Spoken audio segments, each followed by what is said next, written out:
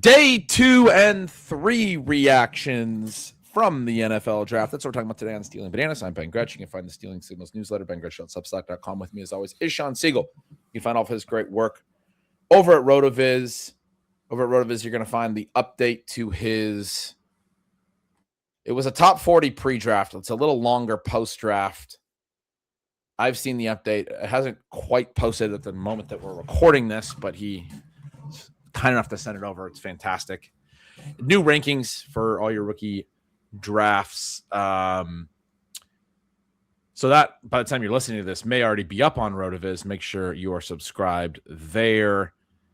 We talked about night one at the end of last week. We recorded Friday. We're recording now Tuesday morning.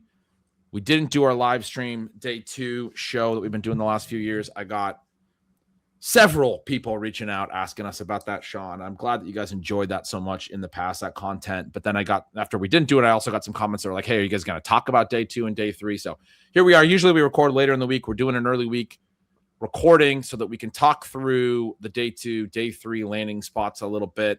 Not sure that we'll be able to hit on every single situation in the depth that we like to, like we would have if we did like a 4-hour stream, because this is a normal podcast, but our normal length is like a 2-hour podcast, so they are fairly decently length anyways. But yeah, the last show we talked about all the guys in round 1. We talked about every single skill position player, went through in order basically by the draft order, other than I think, with the Jets, because they drafted 2 people, I jumped around a little, but I made sure we talked about, I think, every single guy. Probably won't do that with everyone today, especially a lot of those blocking tight ends that started going. But we did see a big day 2 trend, a lot of tight ends. We know that the league's moving towards those multiple tight end sets. We've been talking about that for a while. That whole concept getting back to the cover 2 shells, and the Play Callers podcast series from several years ago from The Athletic, that great series that I've referenced so many times, where Sean McVay said on, they talked to coaches about these trends that we had been telling you guys about for a couple of years. To that point, not really able to classify it. We got the quotes from the coaches that really kind of solidified it for me. And McVay had that one where he wanted defenses to be regulated. He wanted to know that the defenses are doing the things they're supposed to do, like a cover 2, like a legit cover 2, not a cover 2 shell that's morphing into something else, but a legit cover 2 is something they have answers for. They have cover 2 beating route combinations and those things, but defenses were becoming a lot more rotational pre-post snap in the secondary, and you're getting less regulation. And one of the big things with these multi-tight end sets last year was they regulated the secondaries. I mean, that was the way that I read it, was, the Rams, Sean McVay wanting, he had that money quote a few years ago, him being the guy who was really pushing the 13 personnel this last year, and how defenses were getting out of nickel and matching that with base. You have fewer DBs. You can do fewer rotations in the secondary. You have to kind of play it more straight up when you're in base. And it forces the defense's hand. It forces them to regulate.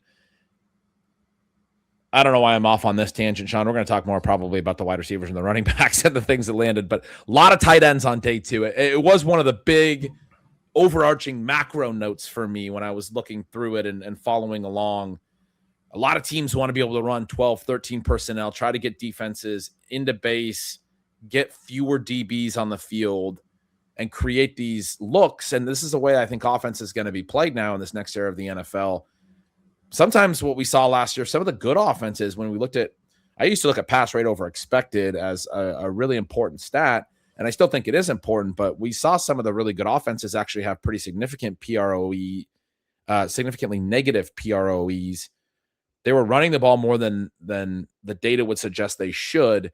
It was more about this element of what we're doing with our formations, what you're matching with, and then we're going to run into certain situations and then create the passing looks off of that, throw against, base defenses with our extra tight ends and some of that stuff.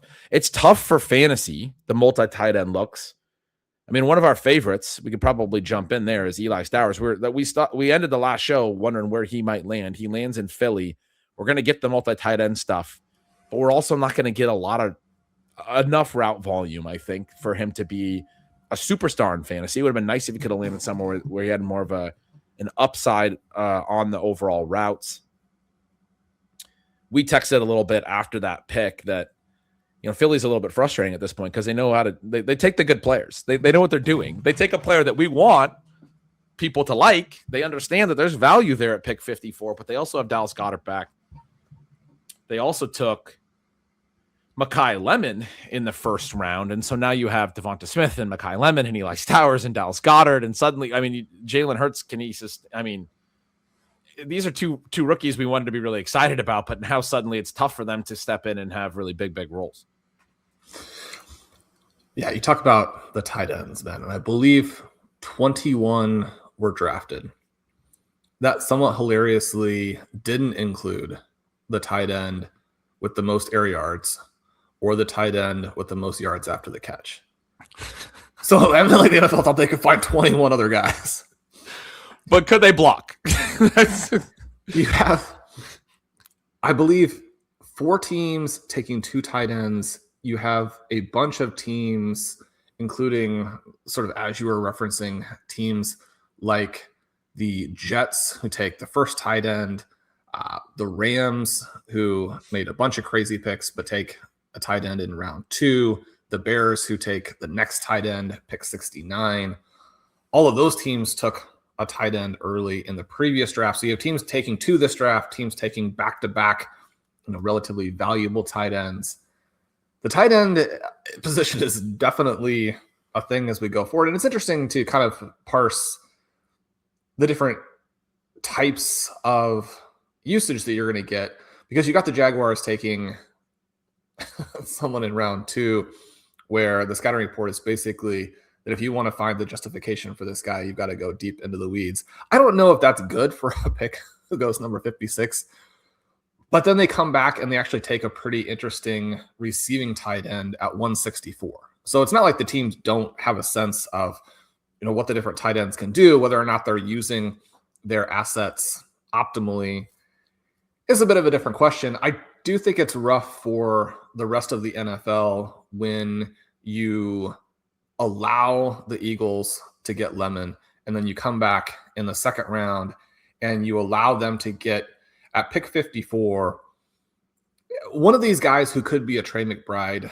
type of player. And then not that long after that, a bunch of other teams are using similarly valuable picks for players who, they're going to fit into what they do offensively. And, some of the guys are going to hit, some of them are going to miss. One of the things that's so fascinating about this draft, especially as you even think of these teams who drafted 2 guys, you think about the Ravens drafting 2 guys and how in the not that distant past, they picked both Hayden Hurst and Mark Andrews. Now, again, it's a thing where those 2 players weren't expected to do the exact same types of things, but I don't think it's controversial to say that Mark Andrews ended up being the better of those 2 players. You think about recently with the Green Bay Packers selecting Luke Musgrave and Tucker Kraft. I don't think it's controversial to say that Kraft is the better of those 2 players. I don't necessarily think it's a huge flaw in your approach to take 2 guys if you have 2 different players who both look like big values on your board, especially when you start to get into day 3 and the other teams are like, we're going to kind of let you have this guy. If you had him similarly valued to a tight end that you selected much earlier, have the humility to go ahead and take the second guy. I think that we're going to see some of the second tight ends in this class actually do pretty well. You've got some players buried deep on day 3 that from a fantasy perspective are probably the tight ends you want. 7 tight ends went in the 5th round. There was 1 in the 4th, 1 in the 6th, 4 more in the 7th. I think that's 13 total on day 3.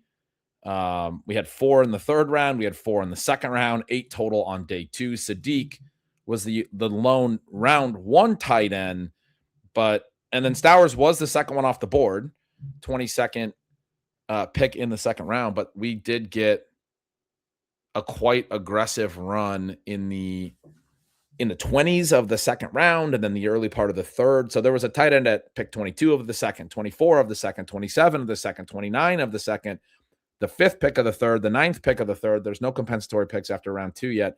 And that's 6 tight ends that came flying off the board in like a 20 pick stretch or so, 25 pick stretch, whatever it is.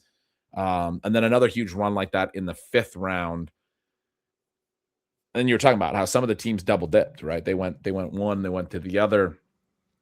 It's interesting because tight end's probably one of the positions where you get the biggest, I would imagine, difference in evaluation across the different organizations, because you're looking at different things. There's a lot of different types of tight ends. We've talked about the ones that are more route running and more wide receiver weapons that we care more about for fantasy. There's the blocking ones, and we all kind of joke, but like the blocking ones that can still catch a little bit obviously have a place in the schemes that we were just talking about. And in the modern NFL, they have a place on NFL teams. It's not just that they're a 6th offensive lineman. They got to be able to still run downfield and catch the ball and be a threat to a degree. But yeah, they're only going to do that a few times, and they're not going to have a million receptions. They're not going to be relevant for fantasy, probably going to top out at 25, 30 catches, whatever it is for a season.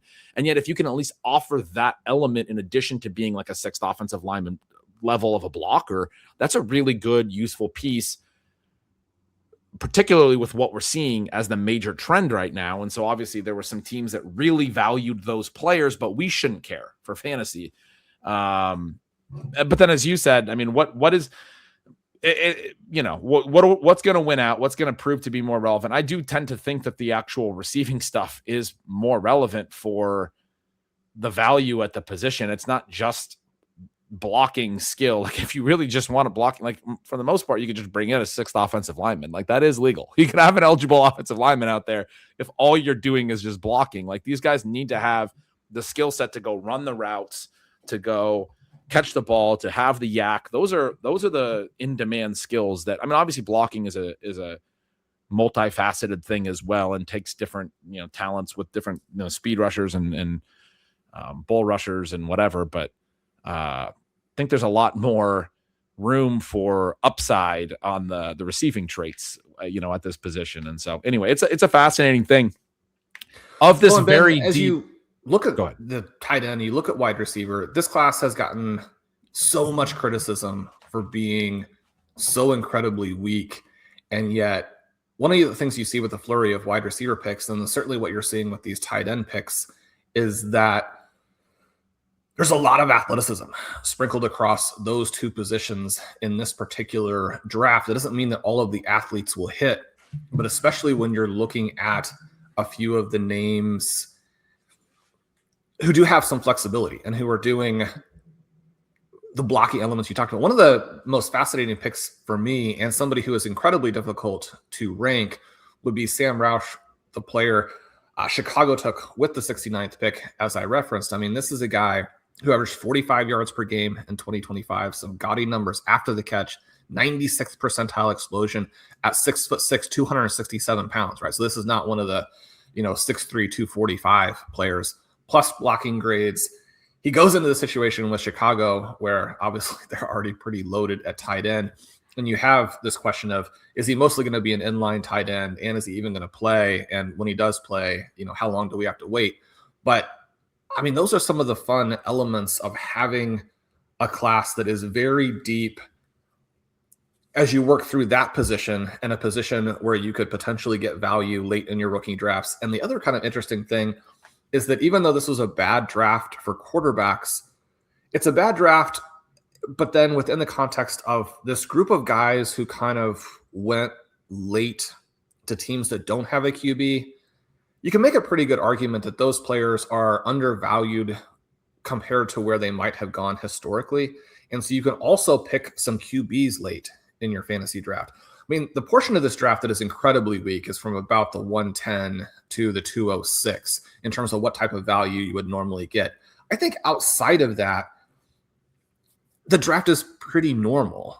And for savvy rookie drafters, I mean, these are the times where you can actually separate when the draft is bad as opposed to the draft being easy, right? So not exactly the same type of thing, but an easy draft, anybody can just go pick whatever players are available. This is the type of draft where I'm looking forward to the FFPC drafts on this, to my drafts with our buddies, some of these expert leagues, because not only do you have this interesting depth, but then because of all these tight ends, you have some tactics that will come into play late as you build into different formats, which require different types of players. That's a favorable read on the draft class as a whole. I mean, you said from 110 to what did you say 250? Like that's an important area of the draft that to be 110 to 206 is where 206. You'd like to get. I mean, if you've stockpiled a bunch of second round picks, you want the second round picks to have some value. This is not actually that year.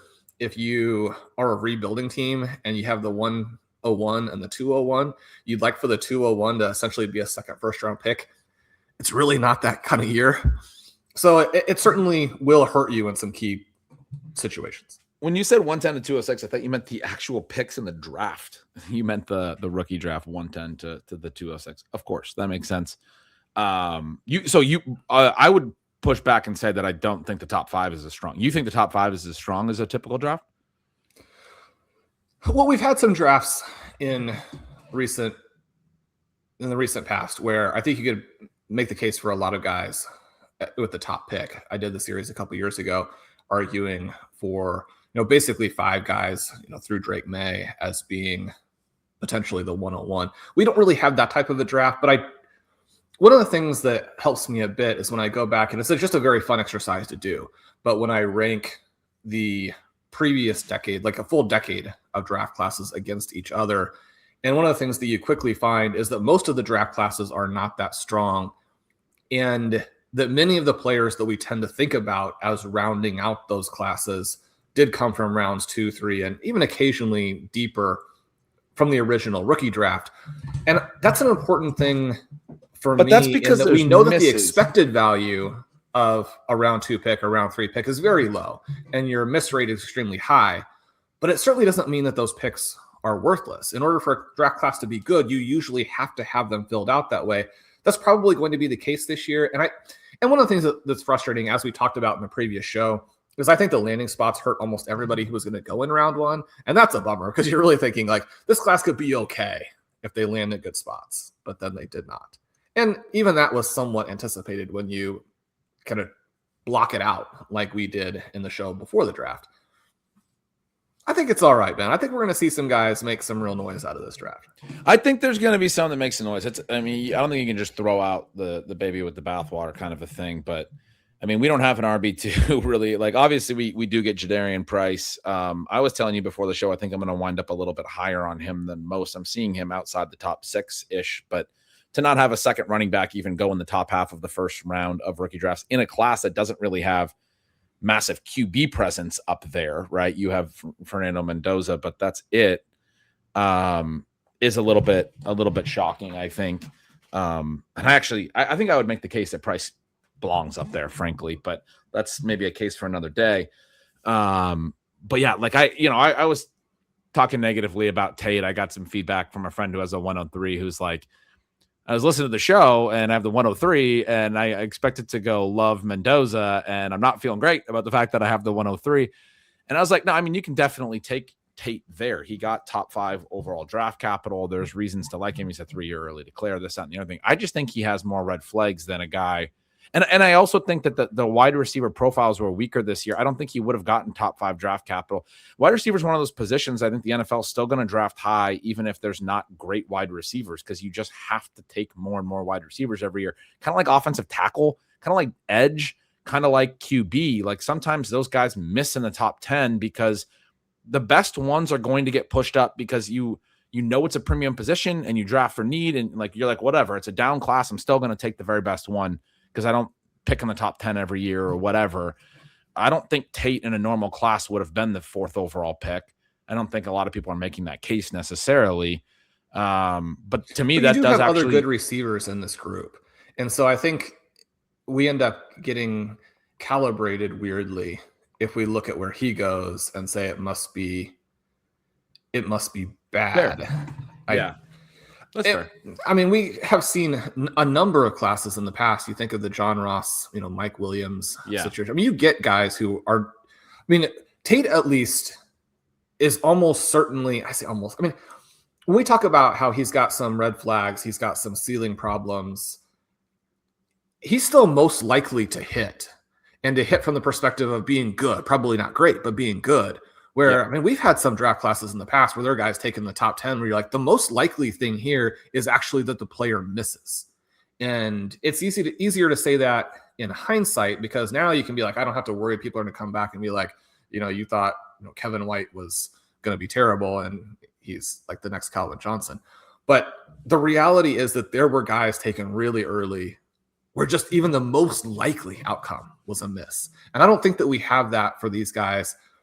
If Tyson stays healthy, I think he's going to be really good. If Lemon maybe now doesn't have the ceiling because he's got to play with Jalen Hurts, but Lemon is fantastic, right? If he had gone first, I think that we would be like, oh, I mean, this. Yeah, Lemon's a good 20, a wide receiver going 20 with his profile. Like that, to me, fits in any class as like, I don't think he got pushed up or like, yeah. And then even Tyson at 8. Yeah. I mean, to your point, if I don't just calibrate on Tate at 4 and I look at Tyson at 8 and Lemon at 20, I think I do feel a little bit differently about those guys being pretty normal draft capital in those spots. The main thing I keep going back to Tate, like, we talked about it a little bit on the last show, that my answer to my buddy was like, you definitely can still take Tate there. Like, and to your point, like, and I just feel it important to keep sort of clarifying my own stance. I saw this morning that I mentioned I was on the ship chasing live stream on day one, and they had shared something on social that was me talking about Tate. And I mean, the verbiage I used was like, he's probably just bad, right? And like, I was saying it very definitively in a way that it's definitely hyperbolizing my own position. And then more to the point that you were making about whether he's an actual hit. I mean, this is really truly not me trying to walk it back. Like, this is a guy who did get top 10 buy-in. This is a guy who goes to a team where he's very clearly going to be the number one wide receiver. He's going to get volume. He's going to get a lot of routes. He kind of has to be bad to fail in like a very glorious way. This is a really good, it's not necessarily a great situation, but I do think Cam Ward's probably not terrible, and probably especially for like wide receivers, because he's got that kind of gunslinger mentality we talked about, willing to take chances and take shots. There's going to be some plays. There's going to be some plays there for Tate. I expect him to score some touchdowns and to make some plays, and probably for, people to remind me that I said that he was probably bad, because he's going to have some good moments. That's my more nuanced opinion on Tate, is that, yeah, if you're picking in the top 5 in rookie drafts and you have a chance to draft Carnell Tate, it's not like a complete stay away. You can't draft him. That's not what I was trying to convey. But I do believe, you said there's busts and stuff. Like I go back to, like, I don't know why I'm thinking of Treylon Burks' year, but like Treylon Burks was a top 5 wide receiver profile that busted. I mean, I think a better profile than, even at a lower ADP, a better profile than Carnell Tate's, one that I was more comfortable taking in the top half, because there's more production in college. I know there was red flags with some of the like contested catch stuff and some of those things that I do feel like are a little bit hindsight bias, or people they know he failed and they're finding the reasons in his profile that his profile failed. But at the time, his profile was very strong. It was right up there with whoever else was in that class. Was it Drake London and Garrett Wilson, I think, and Treylon Burks in the same class? Yeah, he had like 3 really good. I would take all 3 of those guys over Tate, even knowing top 10 draft capital, based on the profiles, I think. And I've done a decent amount of research at this point on what are the types of red flags that actually lead to misses. And I just don't see it with Burks. He's one of the guys who it is somewhat unlikely that he would have missed. Now, you did have the NFL, like even during that draft, kind of come out and evince some skepticism. So that part, we got a little bit of insight with potentially. Ben, the day 2, day 3 guys here, we talked about tight ends. Where do you want to start? Well, we talked tight ends a little bit. I did want to, I think the tight ends are a tough one to go like through all of them individually, because there's so many, and because many of them just don't even have fantasy friendly profiles. You've done a lot more work on this.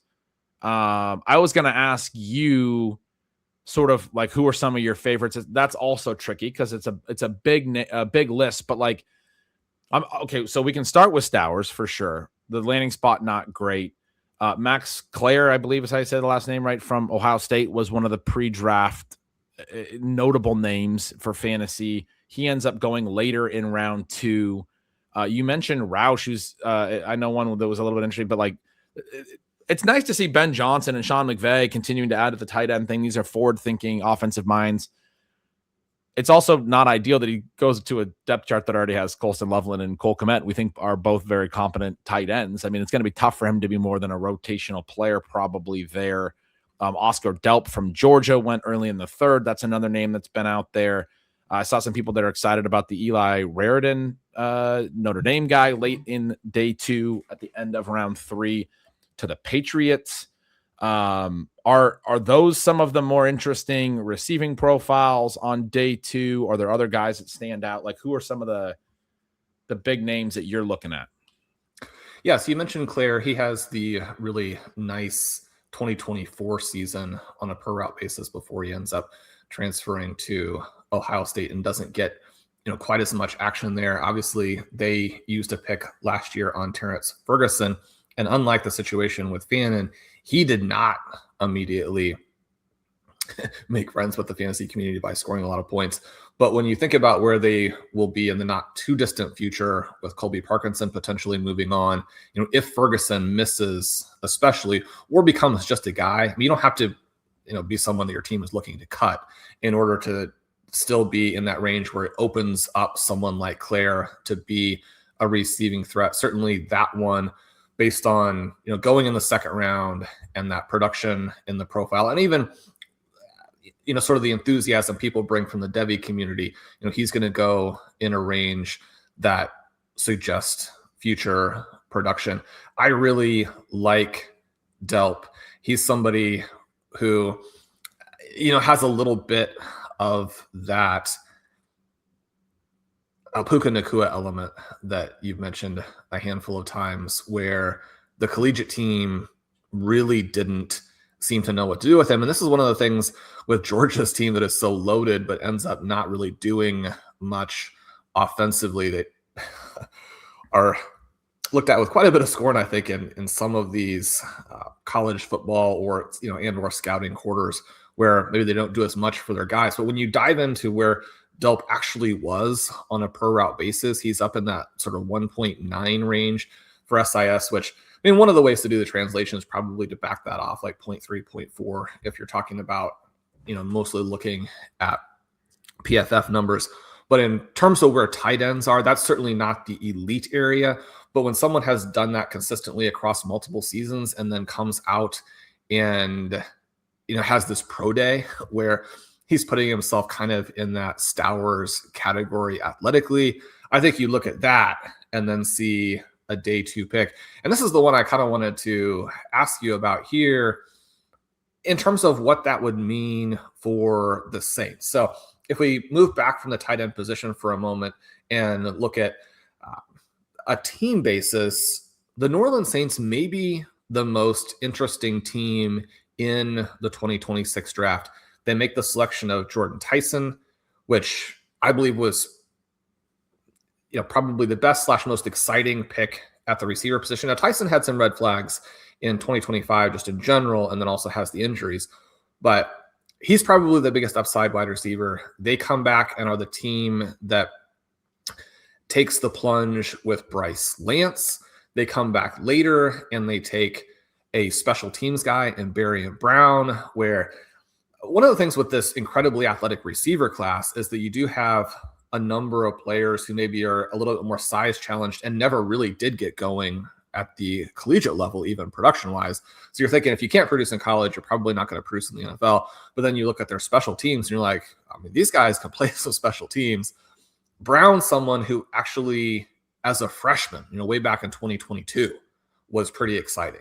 And so you even had the slight potential for him to be more than a special teams player down the line. They also make this selection here of Delp, and now they have Juwan Johnson, who's somebody you've been really pounding the table for. They have Noah Fant. They have the rookie. I mean, suddenly Kellen Moore has himself loaded up with possibly talent, but certainly athleticism and depth. Barrion Brown is interesting. You mentioned we talk about the return stuff in the collegiate profile as being indicative of, ball in hand ability, the team wanting to get the ball in the player's hand. I mean, maybe sometimes they're just return specialists, and that can be a little bit more of a problem or a little bit more of a concern for the long-term fantasy upside. And he's a 6th round pick, and maybe that's why he was drafted, is for the return element. But the return stuff is fantastic. He had at least 1 kick return touchdown in each of his 4 college seasons and 6 total. That's really, really good. 6 total career kick return touchdowns in college. You're talking about 16 returns, 18 returns, 15 returns. I mean, you're kneeling a lot of these kicks, right? You're only returning like a kick a game. He had 65 career kick returns and ran 6 of them back for touchdowns. That's a lot. That is a lot of touchdowns to be scoring on returns. So this Barian Brown guy, kind of interesting to me. You mentioned Bryce Lance, the super athletic vertical threat. I do like Jawan Johnson. Mainly, I've liked him for fantasy from, since the start of last year, from the perspective that he ran a ton of routes, and we're going to get this element of route consolidation and athletic profile, high ADOT for a tight end, more vertical, even though he wasn't. One of the stats I've sent is he was 3rd among all tight ends in receiving yards. I don't believe he was 3rd in like targets or catches. It's more because like his yards per catch, his ADOT, it was higher, right? So he was like 889 yards or something like that, and that came in 3rd, but a little bit lower on the target and catch side of that. But yeah, if you're running a lot of routes and you're getting some air yards and some vertical passes, and you're making some plays vertically because you're a former wide receiver who can do that, you can have a 900-yard receiving season, which is a big deal at tight end. I think he only had like 3 touchdowns last year, and so that's part of why he's kind of slid through the cracks a little. But what could change that is if you're talking about Oscar Delp favorably, is if Oscar Delp coming in does impact the overall routes, or maybe they do some of the 2 tight end stuff now. Maybe Kellen Moore's exploring that. Maybe he's seeing these guys play together. You mentioned the Delp yards per out run stuff, and then translation. It's a bigger translation to the PFF numbers that I'm looking at. He's down at like the 1.3 range. It's pretty low. He never had 300 yards in a season. He ran over 200 routes 3 times. And so you're talking about, 200 routes in 3 different seasons and not 300 receiving yards. It is, it's a yards per out run. Those are the 2 numbers. If the yards are close to the number of routes, it's probably not a massive yards per out run. I think the SIS guys here, Ben, will tell you that maybe PFF is giving too many fake routes. They like him a lot better. That's good. That's good to know. But you had mentioned that I was kind of seeing him as the Puka thing, and with the total number of routes, they're still low at PFF, and I think that's right. They're probably even lower at SIS, as you said. He wasn't running a lot of routes. The slight difference there, the thing that I always talked about with Puka in the college profile, and mostly looking back, this was me retrofitting, not being super in on him. Just to be clear, I'm not trying to take credit for being right on Puka Nacua before he was even, when he was a prospect, because that was one that I know a lot of people, slid through the cracks for the NFL as well. But anyway, looking back on it, trying to understand it, I was really excited about Puka Nacua's per route target metrics, like targets per route. Even though the routes were never good, he earned a lot of volume every time he was running routes in college. Delp's a tight end, but I mean, his numbers are quite low in that regard as well. I do think at tight end, it can be the offense and the situation and the usage way more than at wide receiver. I mean, that's the way that it goes. Somebody was asking Kyle Shanahan about blocking with, his first receiver, the first pick of the Stribling? Yeah, I'm still trying to learn the name. And he made a comment about like he's looking at the receiving stuff for receivers, like the blocking stuff is somewhat relevant, I think, to these guys, but like they want to know that the receivers are able to catch the ball and do that stuff because they're running routes for the vast majority of their snaps.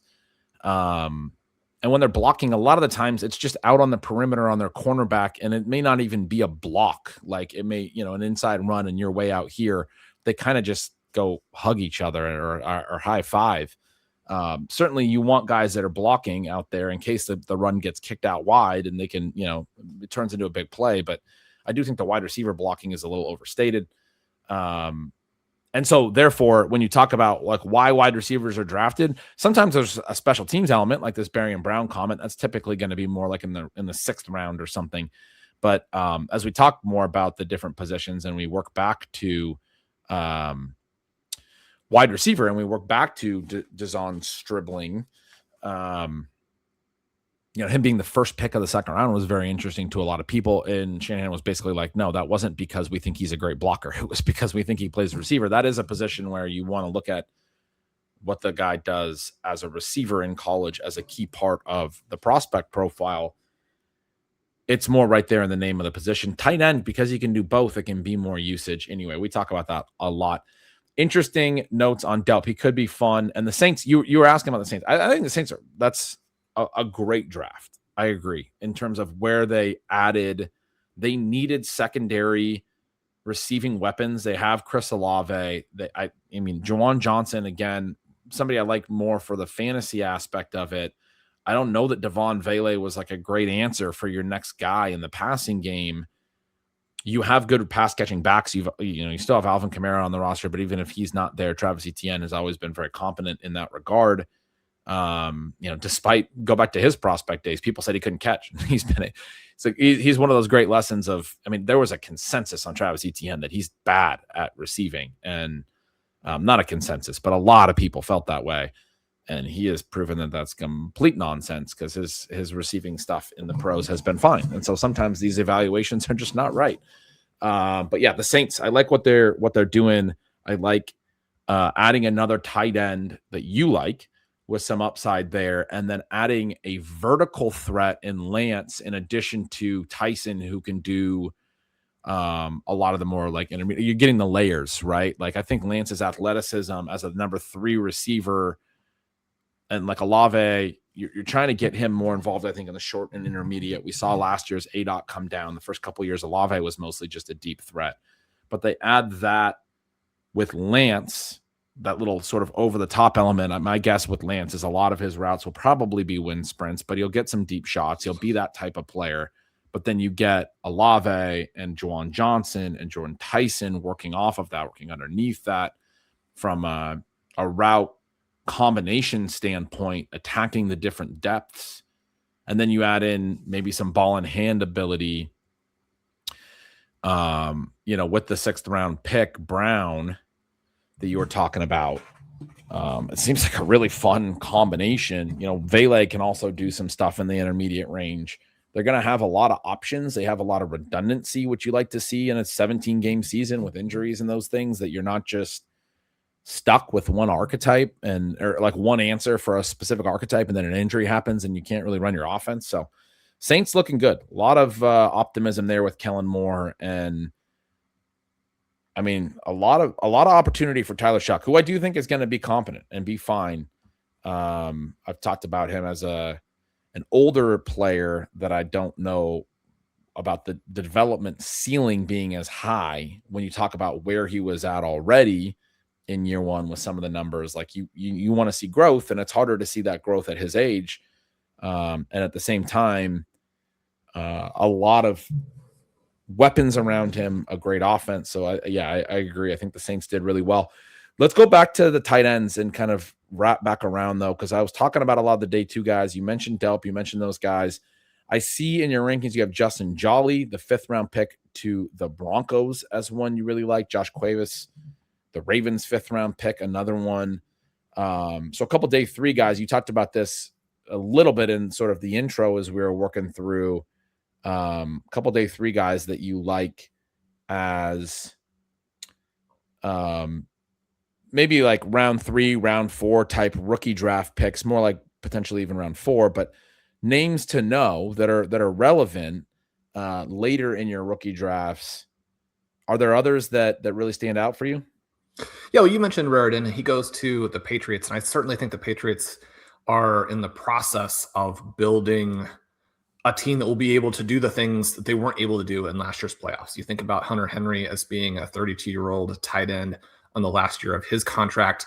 With Raritan, you have a guy who was very similar to Stowers from a per route perspective, had a more downfield target depth. He had more evasion. You think about some things where that's not necessarily definitive, but those things are all encouraging, right? He's not freakishly athletic, but 6'6", he has the physical comps to guys like Tyler Eifert, Julius Thomas, Tucker Kraft.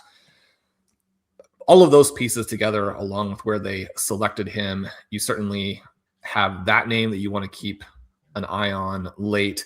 And then you mentioned Justin Jolie, who he's fascinating, I think in part because the Broncos take the 2 tight ends, including Dallin Bentley, who was selected with one of the very final picks of the draft, who's more of a one-year wonder, a very athletic tight end. Jolie is a little bit more of this Harold Fannin type of player where the tested athleticism doesn't look very good, but yet you go and look at some of the GPS tracking at the Senior Bowl, for example, and some of his acceleration, deceleration numbers are pretty exciting. And then you dive into the numbers. And this is a guy who in the last 3 years, 562, 661, 489 in terms of receiving yards. Again, we're not talking about a massive number like we got from Tyler Warren in his final season, but that's across multiple colleges. His success in 2024 is at least peripherally one of the reasons that Concepcion needed to go somewhere else in order to get enough volume to be a first-round pick. So when you have somebody who is doing well from a raw stats perspective, has these really strong yard per route numbers around 2 each of the last 3 seasons, and then has some evasion, has some good yak. The BSS gives Oronde Gadsden as one of his closest comps. I'm not saying that I think that he's going to go out there and be Harold Fannin or even be, Gadsden, but he's picked in that same sort of range as Gadsden. And I mean, it's kind of fun. We talk so much about this Joker element in the Sean Payton offense. And certainly one of the things that the Broncos have continued to do this offseason, you have the trade for the big receiver there from the Dolphins. You have the pick that I know we're going to debate here in a few minutes with Jonah Coleman. And then you have a couple of tight ends added to Evan Ingram, who was one of their biggest disappointments last season. I mean, you have 2 shots at it, right? Bentley, again, is the athlete, did have some good numbers this last year, but I think you probably want to go with the guy who was picked first and the guy who has a more extended track record of receiving production. Makes sense. Let's shift to the receiver. So is it Stribling or Stribling? Stribling?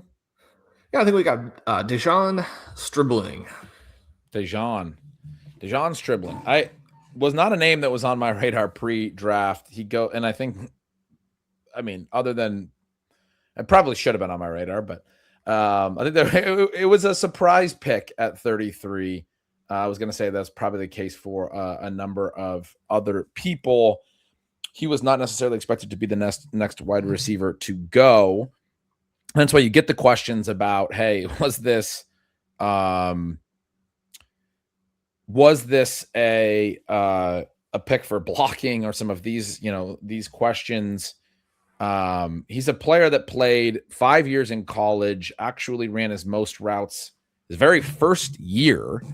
The last couple of years, the yards per run type stuff looks a little bit better.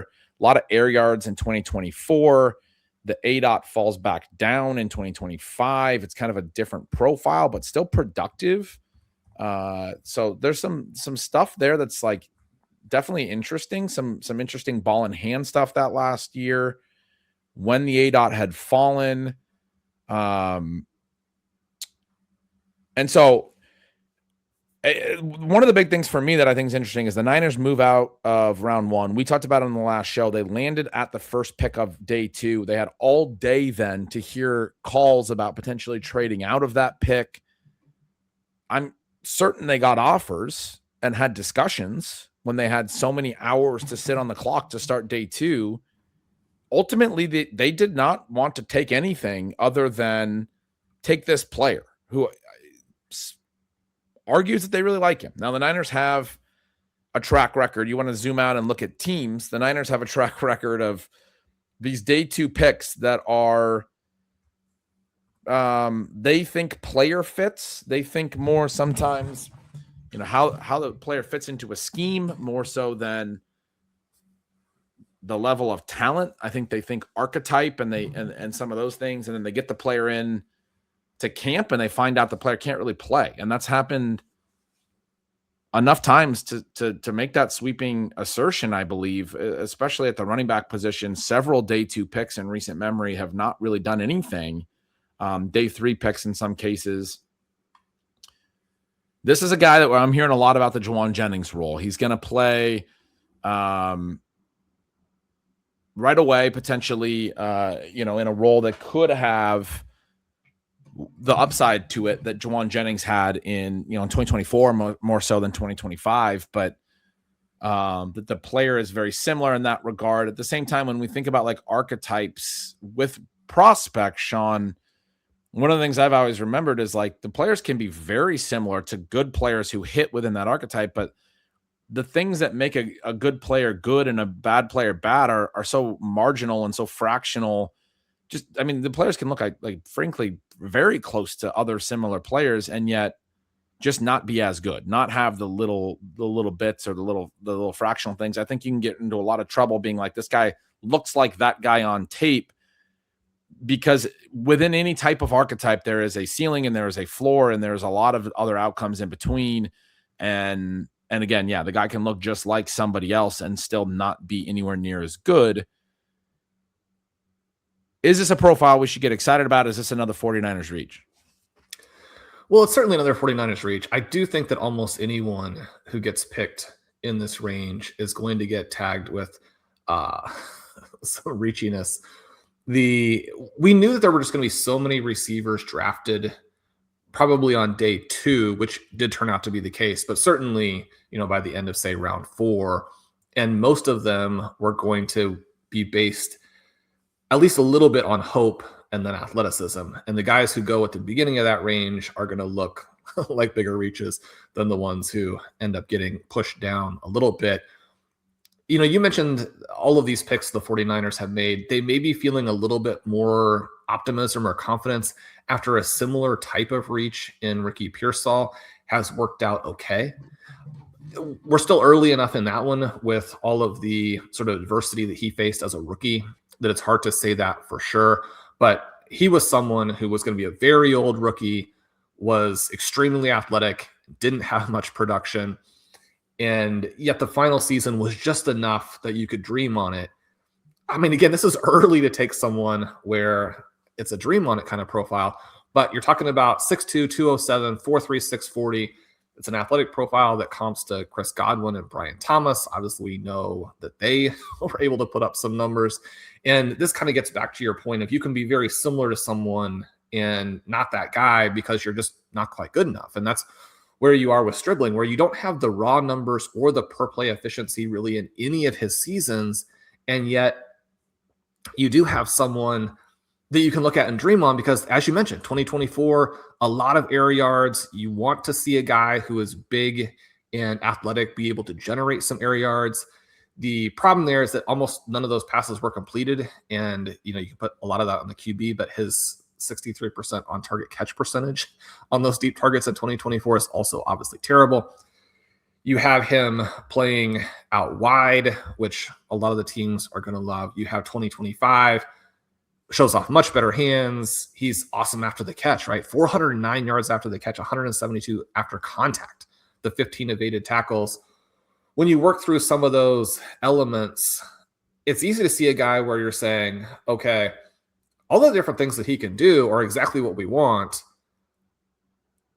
But even though you have all of those traits, you didn't do any of them quite to the level of someone who not only would be picked in this spot, but that you would actually expect to be a successful NFL player. Now, I say all of that. I do think that all of the different things that he can do with the athleticism and now being on this team, I don't think he would have been very interesting as a round 2 pick anywhere in round 2 on most other teams. But he is intriguing specifically on the 49ers. Yeah, I think that makes a lot of sense.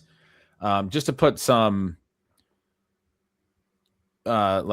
names to my comments about the Niners. I was just going through the Niners draft pick stuff because I was a little critical of them, and I know Niners fans probably don't love hearing that kind of stuff. But last year, 4th round, Jordan Watkins, another Mississippi wide receiver, didn't see much of him in year 1. I think maybe he was banged up.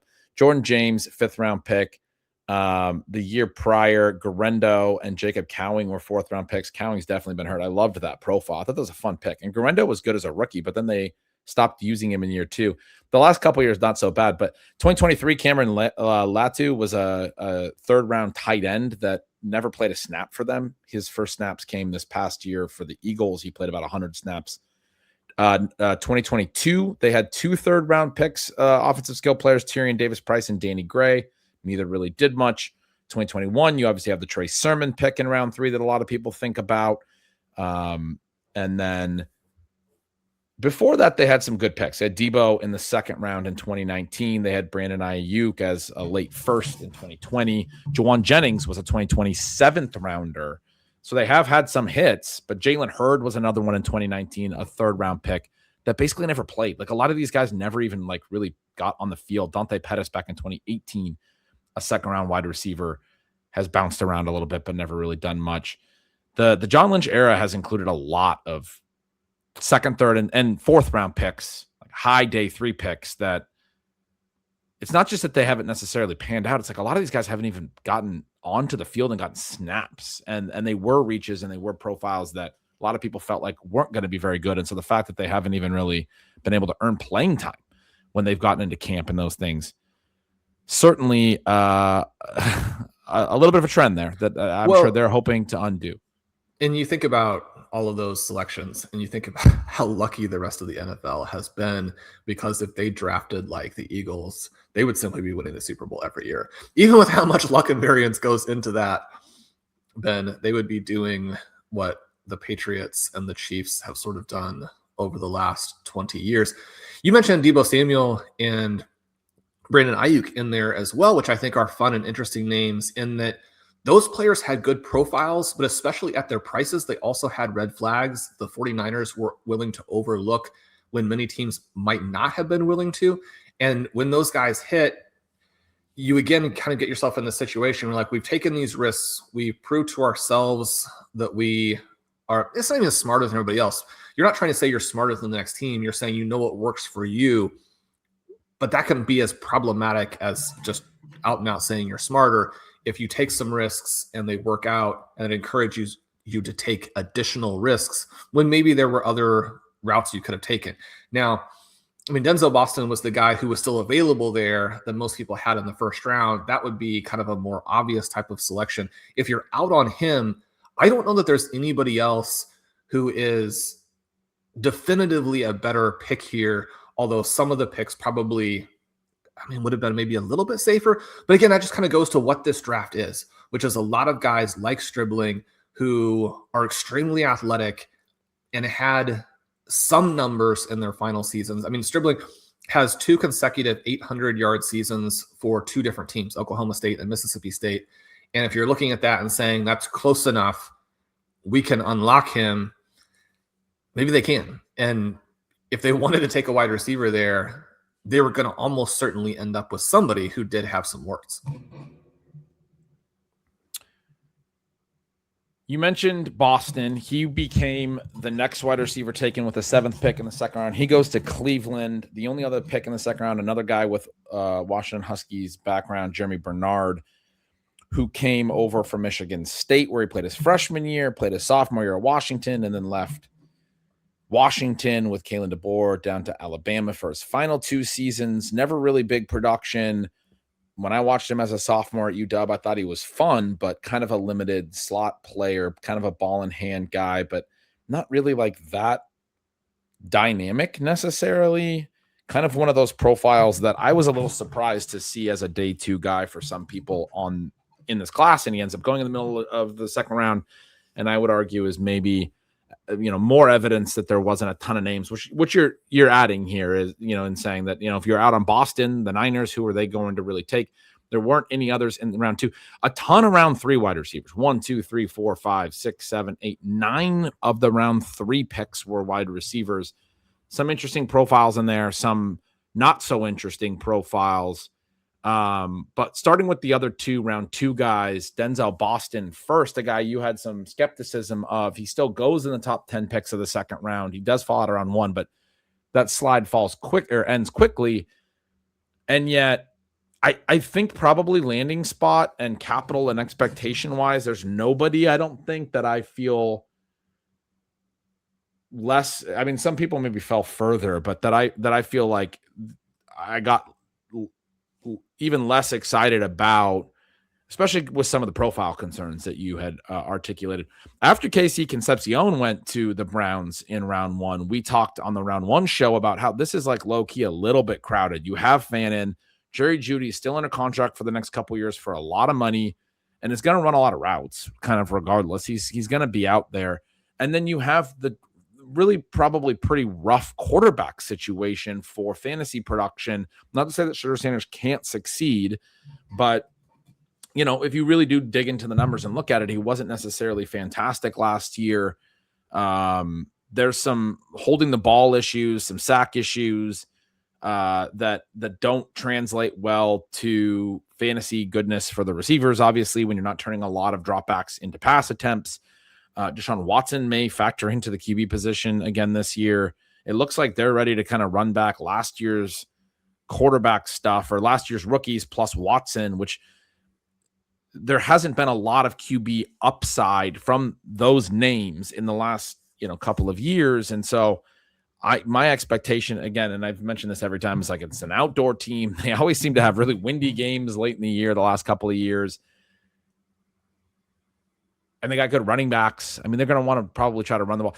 Todd Monken maybe is going to be a revelation for these guys and change the culture and change the offense. And they'll be more of an aggressive passing team. It'll be really fun. Who knows?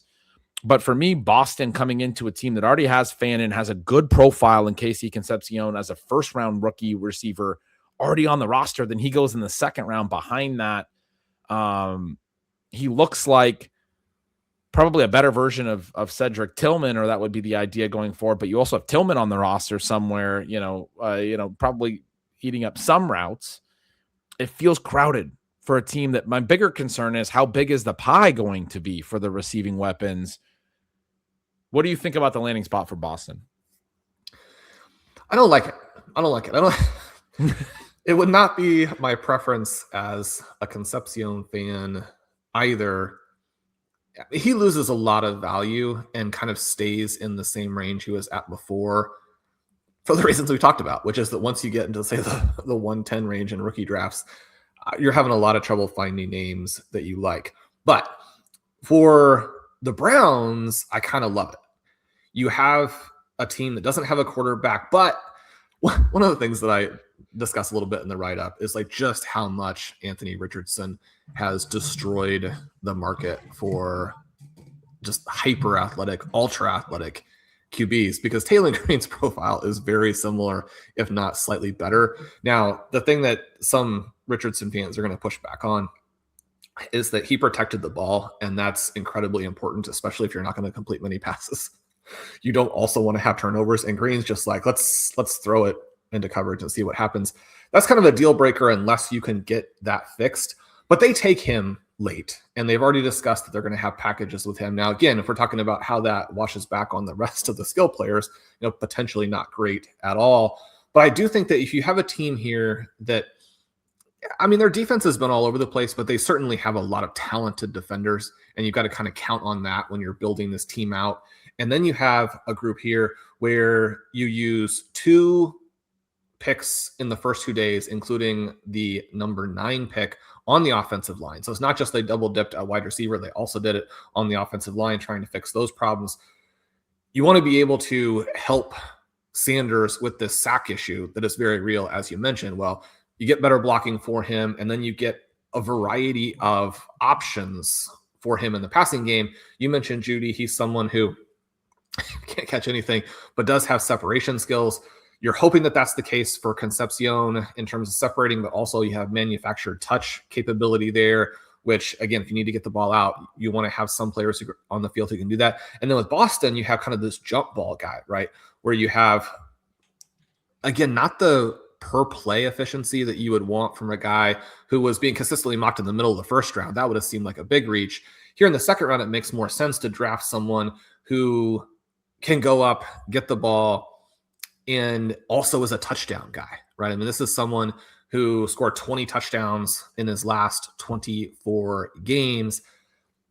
I think you've got a variety of profiles here now, especially when you think about where they are also with Fannin, where I think these guys are going to come open for Sanders very quickly. And Monken with the Ravens, I mean, this final season, or this most recent season, had some issues, which is one of the reasons why none of those coaches are with the Ravens anymore.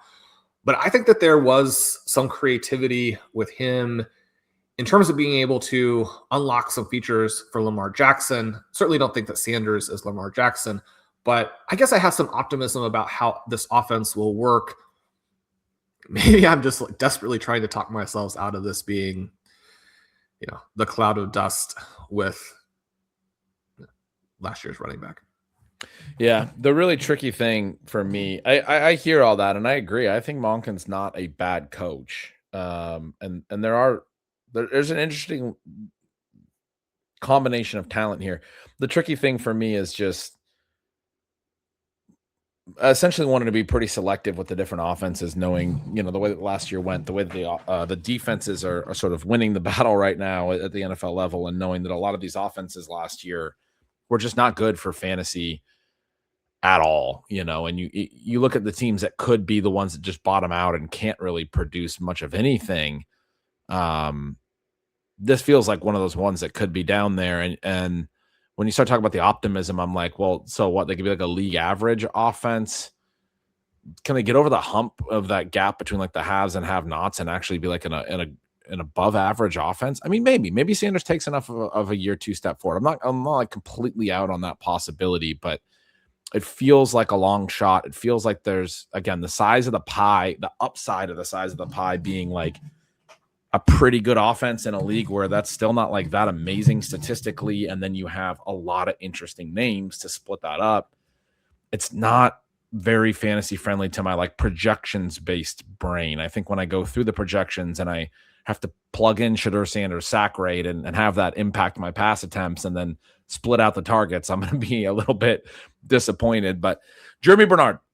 So before we move on from that, Ben, I do think that this could, I don't think that they're going to be in the haves. I think this is definitely still a have-not situation, but the specific things that they have done give me some optimism that it could be what we got last year with the Saints, which partly what happened there is you have Olave and not much else. And so Olave is able to consolidate and then have the huge volume. We're kind of working in the other direction here. But even with a lot of names, I don't know that still keeps us from actually having one of the guys emerge as being the player who gets the volume. But then also, I think this could be an offense where even with the sacks, you have a ton of volume in a world where hopefully this isn't the case, but that may be becoming increasingly rare. This is a good place to tie in too, just a quick note that you had about how far you had moved up Jadarian Price. This Boston pick obviously impacts Concepcion and the potential target share there.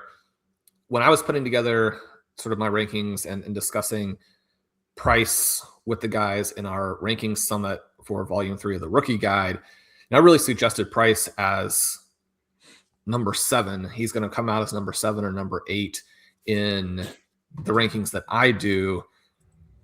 And you were suggesting that may even still be too low. Does this move him definitively ahead of Cleveland Browns wide receiver at this point? I think so. Part of my thing with Price, what I was thinking about was the element of dynasty that we all have to consider. And I always credit my buddy Pat Crane for really helping me understand this from the years in ship chasing, where it's not just about like evaluating the player now, it's also about understanding that it's a market over multiple years and how well they're going to retain value through next year. We know Zach Charbonnet is coming off an ACL. I have my issues with Price and the volume and all these things, but after the Seahawks took him, I kind of went back, started thinking about it, looking at some stuff. I'm probably putting too much weight into it, but it matters to me that he played at a 5A Texas high school and had 5,500 rushing yards and 55 touchdowns or whatever, like was a monster workhorse in college, because that's the major concern for me at Notre Dame is that we never got to see a lot of work. The per touch, missed tackles forced and a lot of that stuff. The things the Seahawks were saying about the makeup and the player, like a big reason they made the pick is they really like who he is. And there was some stuff about, how he stuck it out with Notre Dame, even though he was going to kind of be the backup, that they're seeing that as a very favorable trade, and they like the player a lot, and they're excited to bring him into the building. I think you think about a year from now, how well, even in a bad outcome, Jadarian Price retains value. He's going to get plenty of volume with Charbonnet banged up and coming back from that ACL. That was a later season ACL. I'm reading it from some people as, Charbonnet is going to come back and then cut out his volume at the second half of the year. I think that's actually probably crazy. Like, Price is probably just more talented than Charbonnet, who was a day 2 pick that you had issues with the talent from the beginning. And every time we've seen him, he's done interesting things, but he's never shown us that he's super dynamic. The missed tackles forced per touch stuff that Price has shown has been shows more dynamism probably there than Charbonnet, and they just gave him first round capital while Charbonnet's coming off an ACL. I think Seattle sees Price as meaningfully ahead of Charbonnet, not as a compliment to Charbonnet, which is the way that I think some people are reading this. Yeah, we have issues with the Price profile, but to me, Price's rookie year is going to be volume in the first half of the year. There's going to be other guys involved. They have other dudes on the roster. I think Emmanuel Wilson's interesting.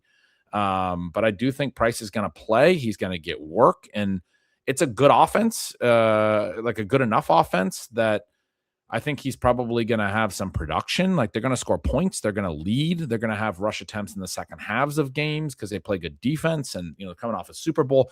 It's a good landing spot for a running back, even if when we talked last, their running back production last year was not good. You mentioned that, and that's right. And they also split it.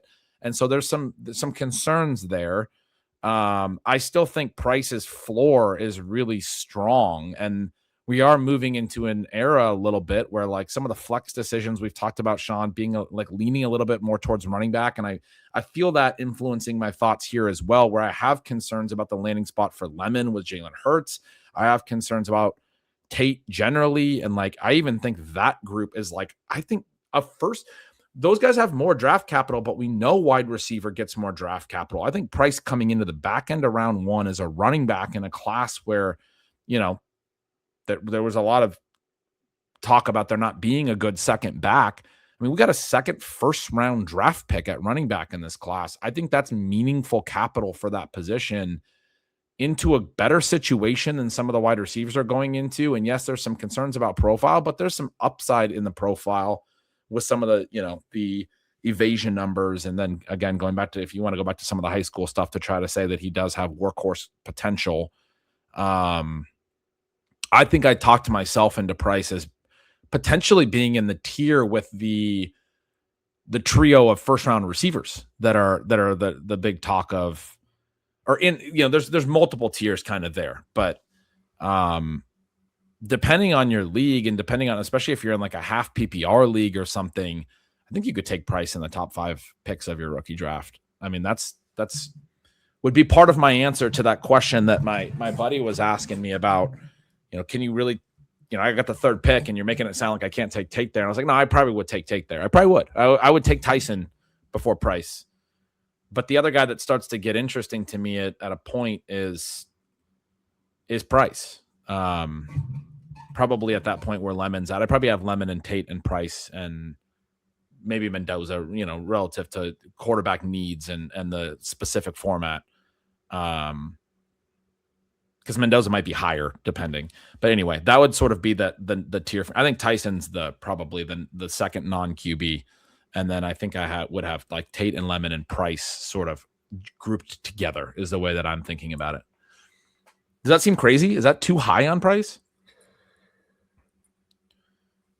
When you look at the age athleticism situation for Sadiq, I think you're taking a lot of risk there, in part because of the element that you mentioned at the start, which is this holding the value.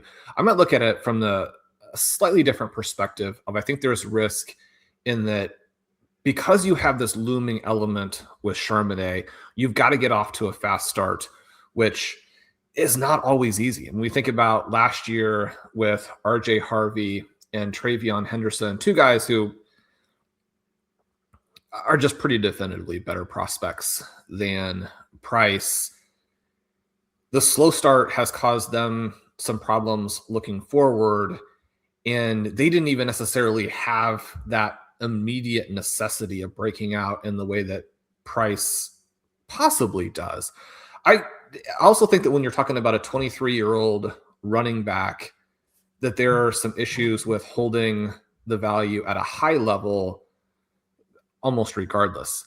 But the flip side of it is that there's also this element where dynasty is a year-to-year prospect, and you can get really tied up in knots by trying to build out with players like Sadiq. And one of the things that is so fortunate for most of our listeners and RV subscribers and what have you is that they've got a ton of awesome tight ends, so they don't have that pressure with the kind of weirdness and the difficulty of the Sadiq profile.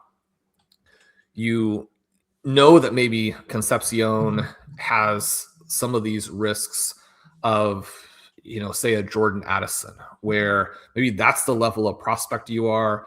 And I mean, he's not buried behind a Justin Jefferson, but you maybe have some ceiling concerns. You've got some teammate concerns. And again, if you don't blow up relatively soon, are people going to act like you're kind of just a guy over this sort of intermediate term? You take all of that and you think about Price, and I mean, Price could win you your league this year. And if you built the right type of team to start with, a player, especially in this draft, who can win you your league this year, I mean, that's something that's very, very valuable. So putting him kind of at the back end of that range that you talked about, yeah, I mean, I think he fits perfectly there. Yeah, the Sadiq point, for the record, for anyone who was kind of vibing with my whole breakdown, I wasn't actually thinking of Sadiq. I was just comparing him to the receivers. I just kind of let Sadiq slip my mind. I love the Sadiq age and athleticism combo and draft capital in his own right. And so I think you're making a good point that he needs to be in that discussion as well. But you and the other little thing I wanted to mention, you said a 23-year-old running back. It'll be his age 23 season, but he's 22 now. He turns 23 in October. He's a little bit older, but he's not like super old necessarily. He was still an early declare Price. You mentioned Travion Henderson and RJ Harvey. That's two guys that a lot of people think had a bad enough rookie years that they basically think they're bad running backs. Like, I've heard a lot of that with Travion Henderson, and I've heard a decent amount of it with RJ Harvey, that he's just not good. He can't run between the tackles. Those guys opened with redraft ADPs in like the 4th and 5th round this year. Like they both got limited by veterans in their backfields, and they both were not effective, but they got volume on good enough teams and scored some touchdowns and did some things. Travion obviously hit the long runs, and probably that's not going to be a thing that Price can show you from a skill set perspective. He's not going to have 450-yard TD runs like Travion Henderson did, but Henderson did enough wrong that people are like, he's probably just bad at football. RJ Harvey did enough wrong as an inside runner that they're like, yeah, J.K. Dobbins is just way better than him. And I mean, we'll get to Jonah Coleman in a minute, but the Broncos go and draft another running back. We'll see what the ADPs do. But as far as the holding value thing, you were talking about the necessity of immediate breakout for Price. And I think that's a good point, because if Charbonnet does come back and just take over the backfield down the stretch, Price is going to lose a lot of value if he's been struggling and then loses the job. I guess I see that as a lower risk outcome, like probably an unlikely outcome when you get the first round draft capital. And it would have to be a really bad outcome. You'd have to be really bad and then really get outdone, because if he's even able to do some stuff, there's going to be enough like touchdowns and things in this offense that he can have Harvey or Travion level statistics in year one, which weren't amazing, but were good. Like Harvey scored a lot of touchdowns. And even though they'll have people saying, yeah, Jadarian Price is just bad as a running back after year one, like they're saying about Travion and RJ Harvey right now, those guys have still maintained some value. I mean, maybe their value has taken a bigger hit in Dynasty and people are really concerned about the long-term thing, but it was interesting to me that both those guys opened in redraft so high. I don't know where their ADPs moved. I think maybe it slipped some, but both those guys, I think, are still being viewed going into year two as if they're a part of the redraft puzzle and not like they've like completely gone out the window. So, yeah, I mean, I think your points were very well taken, and maybe I'm overemphasizing the landing spot and the fit and not focusing enough on some of the profile stuff that you really do need to keep contextualized when you start to find yourself falling in love with the fit and only seeing one outcome where like, yeah, Jadarian Price is going to go be great. Like you said, he could end up winning your league for you this year because everything goes great. He runs for, 1,500 yards or whatever, because that is in the, in the range of outcomes for rookies we know that are going to get early opportunities. Sometimes they just take off, man. I mean, that could be this could be that guy. And that's part of why I'm saying, I'm willing to really be aggressive as I see that ceiling. We talk about upside being everything, and especially in a league where I want to start to prioritize running backs and some of this stuff.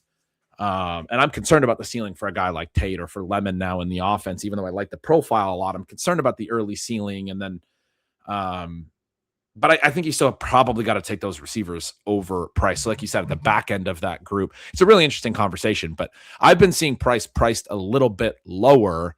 And yeah, I mean, I think there would be a spot where I would be interested in attacking him in a rookie draft if he started to slide and people weren't really putting enough weight on the first round draft capital, which I do think was a pretty aggressive buy-in from a Seahawks team that was the most favorable depth chart. We talked about a pre-draft for a running back to land into. That was a good landing spot.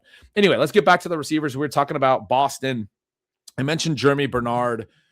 Sean, he's the other round 2 guy, gets really strong draft capital, but this is a guy that other than some interesting missed tackles forced and evasion stuff, ball in hand stuff, it's not bad at all, but like doesn't actually have massive yak and doesn't really have great yards per target relative to ADOT. Like if you depth adjust for it, relative to the fact that he's making guys miss. It's like he's making guys miss, but not actually gaining a massive number of yards. And then he's not also earning a lot of targets. So you go both sides of the yards per out run equation. He's not the targets per out run, not good even through his final season as a senior. Not bad, but not good like for a prospect of this stature, a mid-second round pick at a lower ADOT as well. So like if you weight the targets per route, like I have a weighted targets per route, it's not like jumping off the page. In fact, it looks concerning. And then the yards per target, not great. And then the yards per route, like his final season, even at PFF, is a 1.7 yards per route run. His third season, 2.24, a little bit better, but still not like amazing necessarily.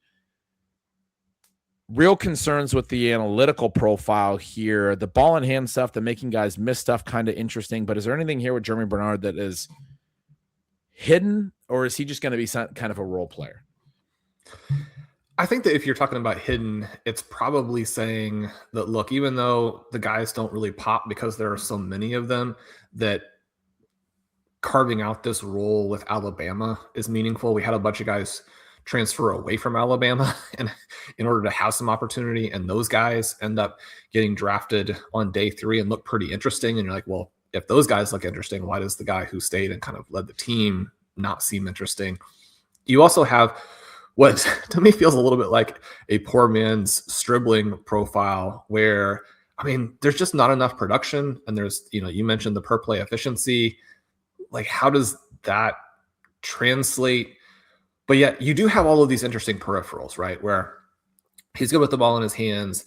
You have, I mean, he's again in a draft class that's so athletic. He's not even, freakishly athletic from a, size athleticism perspective, but he does have a really good 3-cone. This is a guy who was used heavily in the slot, but also drew 45 wide targets. That flexibility. He's one of these guys who drew a lot of targets underneath at intermediate depths, say that, 6 to 15 air yards range, and deep targets as well. He's a guy who carried 36 times in college and scored 5 rushing touchdowns. And so again, I mean, if you can get him the ball, he's going to be exciting. It's this question of, I mean, did you do enough as a receiver to be valued anywhere close to round 2? Or is this more of a round 5, round 6 type of profile where, yeah, as a gadget guy, you help an NFL team? It's an unfortunate use of draft resources in a way. One of the things that I did pre-draft, I actually picked basically this exact draft position to put into the BSS. And you're like, okay, if you select guys who are drafted in this range with this profile, what happened in the past for them? Well, they all missed. And I mean, does that mean he's going to miss? I mean, obviously not, but it's not good. right? It reinforces the idea that even when you're drafted early and when the scouts and the GM says, we think that the stats are wrong, they usually turn out to not be wrong. Again, that doesn't mean that he couldn't be a little bit different than that. And I do find some of the pieces interesting. I guess I also don't think this is a great landing spot. And so you've got to be enthusiastic about the Steelers in a way that's probably a little bit tricky to do, also to sell yourself on this pick. So he's not that interesting in round 2. You got a bunch of round 3 wide receivers that we talked about. There's some interesting ones. The first one in round 3 is Antonio Williams from Clemson. He goes to Washington, which is the team that we thought maybe in the top 10 could land an interesting skill position player. They end up going defense. Their first skill position pick is Antonio Williams. On day 2, they take a running back on day 3, but probably the best or one of the best wide receiver landing spots out there. If you still believe in Jayden Daniels like we do, if you recognize that Terry McLaurin is a very strong number 1, but probably also at 31, not like an alpha, and he's never really been a super high targets per out run, like crazy dominant number 1 from those regards. So, I mean, I see this as a very favorable number 2 spot to step into, where he's going to draw coverage because he's good down the field, and he's going to take safety help over the top, and he makes a lot of really good vertical plays, Terry McLaurin, but he also doesn't go like Justin Jefferson or Jamar Chase on the targets and make it hard for you to even get work. Very interesting there with Antonio Williams. After him, Malachi Fields to the Giants, another pretty interesting landing spot.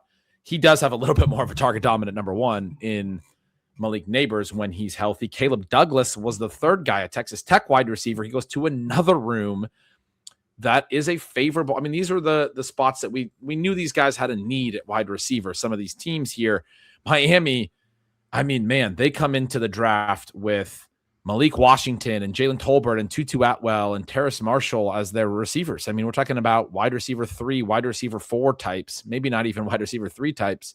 They draft Caleb Douglas there in the early 3rd. They take Chris Bell in the late 3rd, and they also take Kevin Coleman in the 5th. So we get 3 wide receiver picks for Miami, a team that I am concerned about the pass volume, but certainly will have the routes available for these guys. It's going to feel like Tennessee, I think, last year, where you knew that the rookies were going to play, even though they didn't have a ton of draft capital. So that's a fun landing spot from that perspective. If you're interested in these guys' profiles, Zachariah Branch goes a little later in the 3rd to the Falcons. Jacoby Lane, Mekhi Lemon's USC teammate, he goes to the Ravens. We get Chris Brazzell to the Panthers. I'm curious about him, if he's going to step all over my Jalen Coker love. Sean, Ted Hurst, a somewhat interesting small school profile from Georgia State. He goes to the Bucks, who are just constantly taking interesting wide receivers.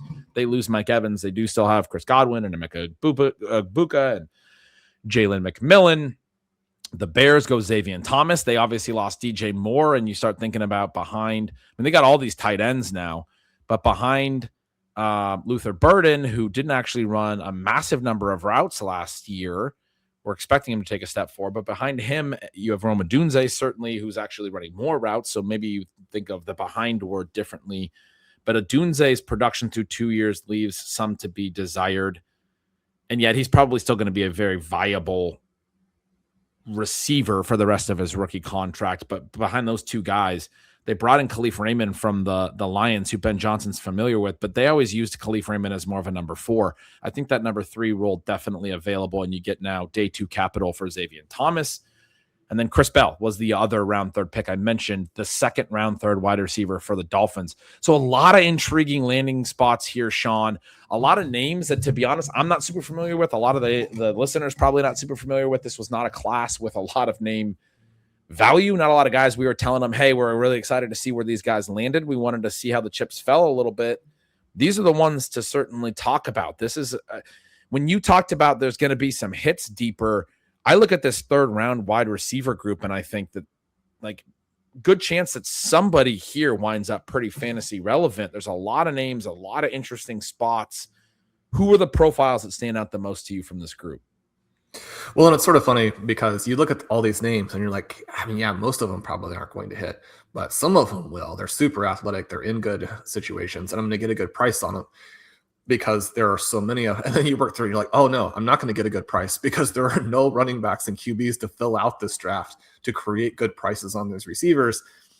And then maybe your enthusiasm wanes again a little bit. Ben, that aside, Antonio Williams is maybe the one guy who doesn't have a true like NFL prospect profile who's still super fun. He doesn't like technically break out as a freshman, but he has 604 yards with Clemson that season. Has the injury the second year. He leads the ACC with 11 touchdowns in the 2024 season, and that's the season where they also get the ball in his hands as a running back a lot, or as a runner. He has 101 rushing yards and a score. He has some hamstring injury issues in 2025, but drew targets on a higher percentage of his routes than Denzel Boston, than Omar Cooper, than Carnell Tate. He's good catching the ball and these opportunities he had underneath. This is a guy, 39 punt returns. He threw for a touchdown pass in both 2024 and 2025. Oh, 2 touchdown passes. Yeah. So, I mean, again, you don't have the individual season anywhere here that says this guy is an NFL receiver. But for someone who doesn't have that, this is basically the next best thing with all of these pieces. And you mentioned the Commanders, even someone like Malachi Fields, when I dug into it a little bit more with the Giants, I'm thinking, I don't actually know that there's that much rookie volume available. If the Commanders win any games, it seems like Antonio Williams has to be involved in this. Yeah, low key, they've done one of the worst jobs in the league at building out an interesting skill position group the last few years. And I will cop to have been being in on Jalen Lane as a guy I really liked. And I thought Luke McCaffrey might be interesting the year prior. Like some of their picks, I don't think were necessarily horrible, or some of the decisions they were making. I thought there was upside in trying out the Deebo Samuel thing, although they just keep doing age stuff, like older players. Obviously, you have the Zach Ertz thing and everything. They bring in Chigo Okonkwo now, who you have mentioned as somebody you're interested in this fit, in this landing spot. McLaurin getting in a little bit older, but now Antonio Williams comes in as this guy where, now you have some guys that are like younger in their athletic prime still that could be interesting if they hit. I think part of the issue, obviously, McCaffrey and Lane probably just aren't necessarily good enough, or that could be part of the problem. But, they haven't necessarily really even given Ben Sinnott a chance, but that's another guy we did kind of like. But part of the reason we really liked a lot of these guys was like they needed something young to infuse some talent, some skill into this receiving room where you did have older players. You had McLaurin, you had Deebo, you had Zach Ertz as the main names, and some of the other guys that have moved on as well, some veterans like Noah Brown and all that. Anyway, if he hits, if he's good, if some of these elements you're saying, he's got the rushing profile, the return profile, he's thrown some TDs, they've got the ball in his hands in a variety of ways. If he's good, I mean, it feels like it could be really, really fun in this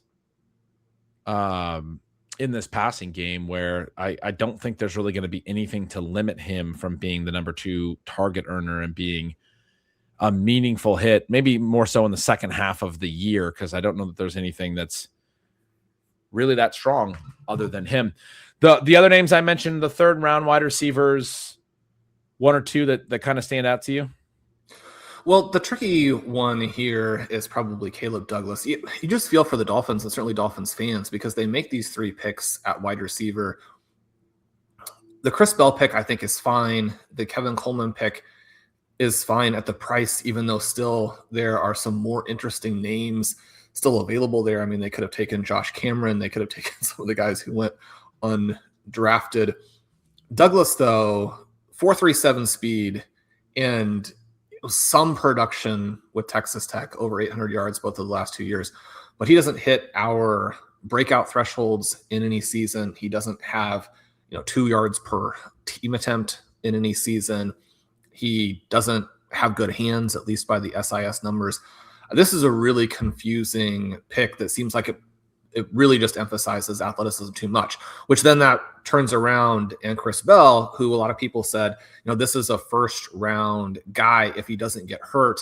I always had a hard time getting on board with that. It didn't really seem like he had a first round type of profile, but I mean, he's a massive winner when you talk about a team that drafted 3 guys, but the other 2 are probably irrelevant, right? I mean, you've got a big athletic wide receiver who does break out in 2025, a guy, still where you don't really have the touchdowns that you would want to see from a big player, especially one that isn't playing at the highest level, but you have really good target per route numbers in the final season.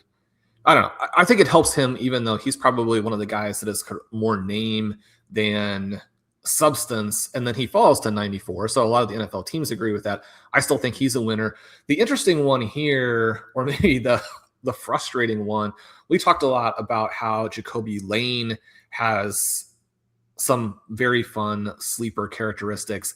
I was ecstatic about him going to the Ravens at 80, and then they come back and are able in round 4 to take Elijah Surratt, who has fallen through to that point. Now, it's not that Surratt necessarily profiles as someone who is a big problem. The NFL teams were not as in on him as some of the advanced metrics. I had mentioned that he actually gets a little bit higher production score from next gen than Omar Cooper did. He also was more consistently productive through his seasons than Cooper was. Cooper a little bit more of a late on the scene type of guy. NFL doesn't necessarily agree with that, but the Ravens, one of these teams that does tend to draft pretty well. Maybe they haven't had quite the success at wide receiver as some of their other roster building types of things. But when they go and they double dip, you're like, I mean, kind of, I don't know if it kills both guys, but it's certainly not ideal for both guys, especially when we're talking about an offense that's probably still limiting from a pass volume perspective. So you think that is the case with the double dip for the Ravens, but for the Dolphins, you're kind of more willing to take a little bit of a stand, right? And say that Bell should even be the guy for you now. Yeah. Even as a second, third round pick, maybe a little more interesting than Caleb Douglas there. Day 3, guys, you mentioned Surratt. Brennan Thompson goes at the top of day 3 to the Chargers. A couple other names in. I don't know how to say the Iowa guy, Caden Wetchen, to the Steelers. Another team that had double dipped at this point with Jeremy Bernard earlier. A couple more names in. We get to Skylar Bell for the Bills, who I know some people really liked, and the Bills certainly a team that will use guys. They'll rotate a lot. You wonder if there's a limited ceiling to the overall routes with the way they rotate, but certainly could get out there and play. And then Bryce Lance finally comes off. If you want to talk about sliders, I talked about maybe the landing spot / draft capital was worst for Denzel Boston of anyone. I mean, it might be the case that that's actually true for Bryce Lance, who winds up falling all the way into the 4th round after all those names come off in the 3rd, and he's whatever it is, it's the 20-something receiver taken in this draft, when for a bit there, he was thought to be one of the guys that would come off somewhat early on day 2, if I'm not mistaken, with his athleticism. You talked about his fit with the Saints, but I was kind of reading that as more of just like a wind sprint situation. Do you think he has fantasy ceiling? Do you think any of these other guys early here in round 4, like a Skylar Bell, is interesting? And are there any other day 3 guys a little later that stand out to you? Well, you got to move Lance way down after falling to day 3 and into a situation where there's probably not any volume available. But I do think he's interesting as a Christian Watson type of player. He's so athletic and he was so productive in his last couple of seasons that those types of things, and we think about someone like a Cooper Kupp, right? And people are like, oh, well, this is a guy who played in small school, not even athletic, et cetera, et cetera. And then you look at the numbers and you're like, yeah, that's probably true, but the numbers were so epic that it pushes back in the other direction a little bit and says you probably want to take him seriously as a player, even if you're saying it probably doesn't happen and it's a lower ceiling. Now, it did happen and it wasn't a low ceiling, but you could understand that type of a thing because of this combination of crazy athleticism, and it really is crazy. And then the production, Next Gen had him basically tied with Jordan Tyson as the top receiver prospects in this draft. My guess is there are a lot of things that aren't properly calibrated there in terms of the quality of competition, the age that he comes into the NFL at, certainly overvaluing athleticism. And yet, even with all of those caveats, you're still in a place where you're like, yeah, I mean, on the Saints, in the dome, with a guy who could probably throw the ball down the field. Watson, if he doesn't get hurt a bunch, is someone who would be relevant and interesting for fantasy, and he even is today, but not to the level he would have been if things had broken a little bit differently. The one that to me is so fun, even if it's still, a little bit thin, is Brendan Thompson. He doesn't do much for 3 seasons playing at Texas and Oklahoma, but then he goes to Mississippi State and over 1,000 yards, has 2.7 yards per team attempt. He led the top prospects with 1,600 air yards. He converted actually a very good number of those on the way to going over 3 yards per route run by the SIS way of charting that. He's so good deep that as a deep receiver, he's in that Brazel, Lemon, Tate category. And then it gets weird, right? Because it's day 3. It is into a Chargers situation where they have a lot of guys, but how many of them really block him if he's good? But he's small, right? And so you're talking about someone who runs a 4.26. And I think it can get lost, like just how much faster a 4.26 is than a 4.35. Right? And we're talking about elite speed. And the only players who really have this, where you're in like the 160s weight-wise, but you did have production. There are guys out there who, 160 with plus speed, who are track guys and not football players. And I'm not saying that this final season production at Mississippi State is commensurate with what Hollywood Brown did at Oklahoma, what Xavier Worthy did at Texas. But those are the guys who would kind of be in that conversation. And I think a lot of people are like, I don't care about those guys anyway. They're both busts.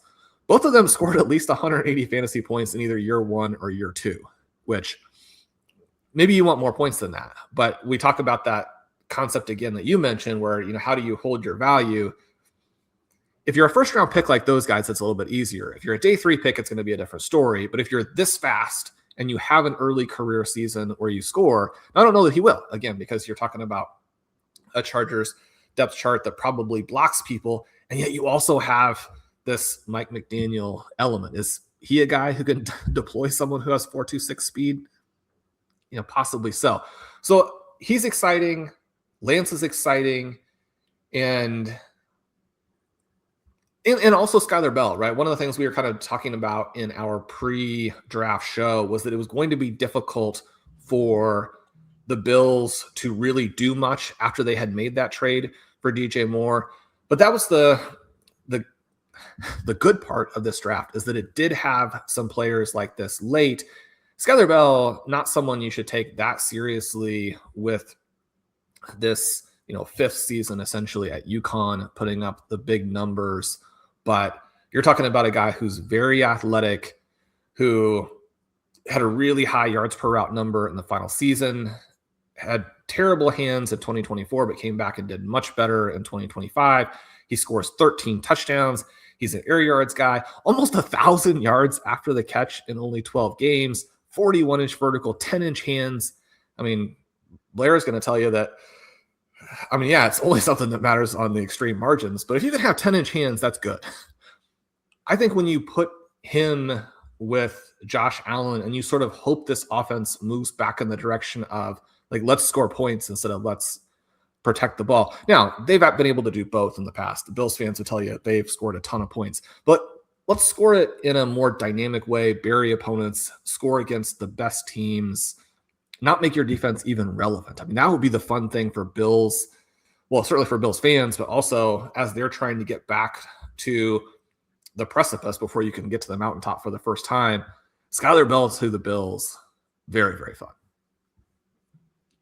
34.5% targets per route in that 5th year that you mentioned is an older age and all of those things, but runs the most routes of his college career that year as well. So, and you mentioned the yards per route run was really strong. It was driven by a lot of volume, 141 targets.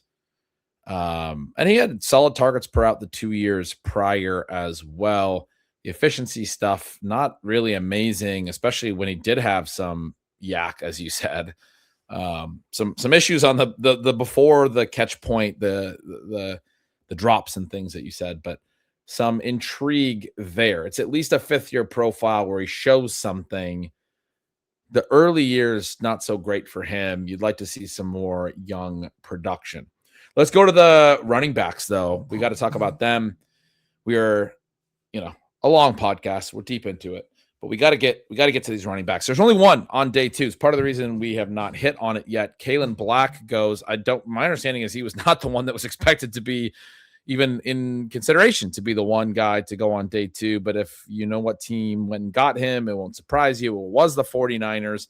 Is this another round 3 running back that the 49ers took that is going to just go down in the annals of round 3 running backs they take and then don't use?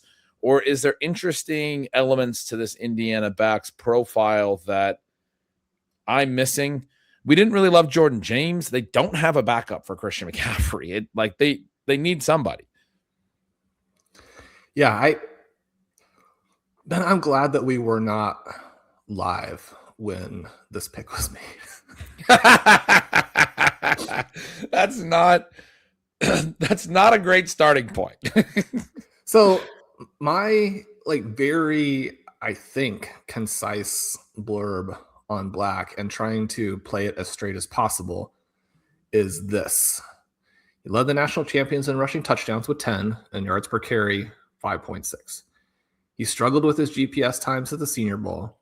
His 14% evasion rate, while still better than someone like Isaiah Pacheco, that is not an NFL translatable number there. You need to break and force more missed tackles. He catches 4 passes on 88 routes. He appears to have 6 seasons in college and will be a 25-year-old rookie. He has the lowest running back prospect lab score of any top 100 pick in our database. And this is a little bit of a cheap shot, but it also looks like one of his closest comps is Tyrion Davis-Price. I don't even know if that's a cheap shot. If everything else you just said is true. I didn't realize the receiving was so low. The evasion being so low. When you say he struggled with his GPS times, I just think that's you being nice. Right?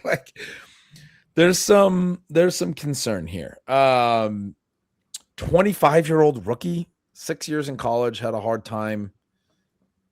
Another 3rd-round pick for these guys that doesn't track. There was some talk that they were using AI more in their prospect evaluation this year. Maybe there's stuff that they're seeing that we're not. I don't know. We go into day 3. Kalen Black's profile is tough. You guys know the deal then. You can bet on Kyle Shanahan and the system. That's sort of what it is. That bet has not always worked. It doesn't mean it can't work in the future. I do like the element of hey, he played for the national champions. He led them in rushing TDs. I like that you threw out some favorable stuff there. I still think Isaac Guerrero should be the dude, but they don't seem to like him very much. Well, they picked someone who is really athletic and doesn't force a lot of missed tackles and is still efficient despite that. And then he comes out as a rookie and shows that exact thing where he doesn't evade a lot of tackles, but creates a bunch of big plays. And then they seem to come back and be like, well, we don't want that. It's that's the exact profile. Now, maybe there are some injury things there. There's always the case where you get people, in your room, in your environment, on your team, in your practices, and you don't like the way they practiced. It's not necessarily you don't like them, but it's just not a good fit. And so you're thinking, okay, well, yeah, the profile is kind of what I wanted, but I thought maybe we could do some different things to help this player mitigate their weaknesses, accentuate their strengths, and instead it's just the same guy. And then you kind of move on. But yeah, like you're saying, Isaac Guerrero has great size, athleticism, and he broke big plays at the NFL level, which is not easy to do. It is weird that they don't seem to like him, but he also seems like he's another one of these 49ers backs who's maybe just not very healthy ever. And Guys who weren't healthy can't play for you. 5 yards per carry on 84 carries as a rookie in 2024, and then also over 10 yards per reception on his 15 catches. He caught 15 of his 16 targets, so his yards per target were 9.5, which the running back average is about 6. I mean, it's way over the running back average in yards per target. It's meaningfully over the running back average in yards per carry when you're talking about 5 yards per carry. Seems okay. Anyway, he's like their running back 4, and they keep drafting guys that they like for reasons that are hard to understand. But Kalen Black is their new day 2 pick and the RB3. And then we go into round 4. We go into day 3. We know that some of the day 3 guys at running back are going to get volume still in the modern NFL, especially when only 3 backs go before day 3. We did know that a lot of these backfields were settled, and the NFL kind of told you they did not love this class, and there weren't a ton of teams that were going to go out of their way to acquire a running back in this class. Some of the teams that I wanted to maybe see something work out, like the Bears, I wanted to see the Bears add somebody because I'm not the biggest fan of their 2 backs. They didn't draft a running back. Instead, what we get is we get Jonah Coleman to the Broncos. They already have 2 backs ahead of him. I'm going to make a favorable case for Coleman. You had talked before the draft about him potentially being on the Seahawks radar. So when they went Jadarian Price, that kind of took that off the board. We got Mike Washington to the Raiders to back up Ashton Jeanty. He's the one with the really interesting athletic profile. That seems fun as a clear handcuff type play. In round 5, we get the guy that you really liked from a size, not necessarily size speed, sorry, from a production standpoint, Emmett Johnson. You basically called Jadarian Price Emmett Johnson, but without all the production. Emmett Johnson did everything you want to see from a workhorse perspective at Nebraska, one of your favorites, and he goes to your favorite team, the Kansas City Chiefs. I'm sure you are quite excited about that in round 5. That's likely to be the handcuff to Kenneth Walker there, although you still have Brashard Smith, who you really like. So the Chiefs now have this fun backfield, several fun names. Somehow Kareem Hunt will get 150 carries this year. And then after that, Nicholas Singleton to the Titans, another interesting one. That's a team that was mocked to get, Jeremiah Love in round 1. They still have Tony Pollard and Tyjae Spears, but he lands there. And Adam Randall lands to the Ravens also in round 5. And then actually, right away in round 6, Katron Allen goes to the Commanders. We talked about how the Commanders were a team that maybe Love would fit with, definitely have some room. They added Rashad White. They still have JCM, Bill, and they have also brought in Jerome Ford. And then they draft Katron Allen in the 6th round. But certainly if Allen is better than Ja'Cory Krosky-Merritt, maybe he could wind up in a meaningful role there quickly. So definitely some interesting landing spots, even if not the best ones. I want to start with Coleman, who was the first of the day 3 backs. Pre-draft, you really liked that he did a little bit of everything. He didn't run at the combine. It doesn't look like he's going to be the most athletic guy necessarily. Has some size, catches the ball, pass protects, and had decent breakaway rush stuff for a guy who didn't have great numbers. I compared him to Josh Jacobs earlier this offseason as a guy that I'm more familiar with, Jonah Coleman, because of the Washington tie-in. Watched a lot of him. And the reason I compare him to Josh Jacobs is a guy who's like doesn't look like he's going to be the most explosive dude or run over people, but he does like eat up chunk yards. Josh Jacobs has always been an efficient runner. Coleman kind of reminds me of that. Like gets downhill, runs hard, leans forward, can be the 3-yard in a cloud of dust guy, but also gets into space and eats up yards and gets some decent runs. Like I said, the breakaway run rates for him, for a guy that's not super athletic, were still strong, and made plays in the pass game as well when he got into space. I really, really like the fit. You were telling me before the show, like, does a Sean Payton number 3 role really matter? I'm still the guy who thinks that Sean Payton liked having 3-back systems when he had them back in the day with the Saints. There was a lot of times where he had the do everything back, like Pierre Thomas is the one I always used. And then you had the pass back, which was often, it was Darren Sproles. Before that, it was Reggie Bush or whoever. And then he had kind of a heavy back, which was like Mark Ingram early in his career. And then when Pierre Thomas retired or moved on, Ingram started doing both things. If you go look at Ingram's career, early in his career, had basically no catches, and then suddenly he's catching 50 balls a year because he's suddenly playing in both aspects. He's not just the rush only player, which was like the closer role they had. And then that went to Kyrie Robinson and Chris Ivory. And earlier it was Mike Bell, and Tim Hightower was in that role for a bit, but he was also doing the receiving role a little bit at times. It doesn't look super clear in those Saints years when you look at the full season numbers, but when you looked at it week by week, which I was doing often, I felt like there was some clarity there. It hasn't always been the case later. It really changed with Alvin Kamara. When they drafted Kamara, they still had Adrian Peterson, and then Peterson didn't like that he was basically only being used as a closer to come in the second half when they had a lead, and was like upset. And they ended up trading him mid-season to the Cardinals because you had Ingram there still. And then they went forward with pretty much just a two-back system, Ingram and Kamara. Kamara was able to do a lot more. Both of them were able to do a lot, do things in every aspect of the game. Early in his rookie year, Kamara was sort of just pass downs, and it was like, oh yeah, I mean, he could play everywhere. And I don't think they ever really went back to like a three-back system, but I don't know that Peyton has ever like been against that. And part of why I was breaking down that whole background with Peyton is I think he does see them as like individual running back roles, all of which is to say that Jonah Coleman being able to do everything in a Sean Payton offense is interesting to me, especially if work opens up. I don't know that as far as RB3s go, I think there's the possibility he gets some work, but most RB3s are going to get none.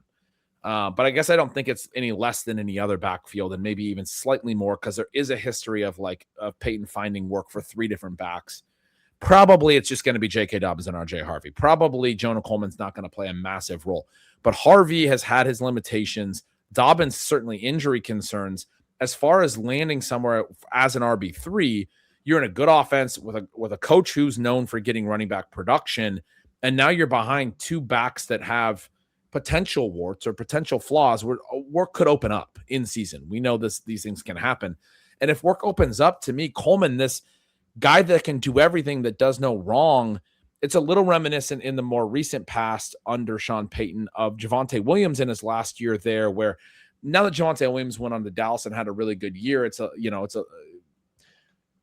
our comments, Sean, about Javonte Williams being as poor as he was in that last year in Denver probably sound a little bit dubious.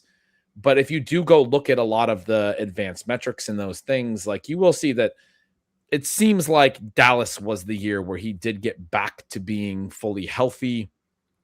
Although some of that faded for him last year as well. I don't know that I'm really into Javonte Williams going forward still, even though he had a good year last year with Dallas. But the numbers in the final season in Dallas, in Denver, were not necessarily amazing, and yet Peyton used him a bunch. Used him because he could do all three things. Could pass protect, could get out in the pass game and catch passes, could run. Even though the yards per carry not great, the evasion stuff not great that whole year, he got a ton of work throughout the season. And I guess I think if Jonah Coleman has limitations, it's not that he can't do everything, and that Sean Payton will like that aspect of it. And the limitations would be stuff that Sean Payton is sometimes okay looking past if you can do everything, So I don't know. I'm pretty into this landing spot. Yeah, my issue with the landing spot is not that the number 3 role doesn't matter. One of the things, when I wrote up the big piece about the Broncos running game a couple years ago, was that this number 3 spot, they've gotten 100+ fantasy points to their number 3 back, talking about those Saints years on a decent number of occasions. It's more just this extreme frustration of, why does Coleman have to go to a team that wants a good number 3? Like, couldn't he have gone to a team that wants a good number 2? Yeah. Fewer things that have to go right. SIS has pretty good numbers going back to 2016. You look at guys with at least 100 carries.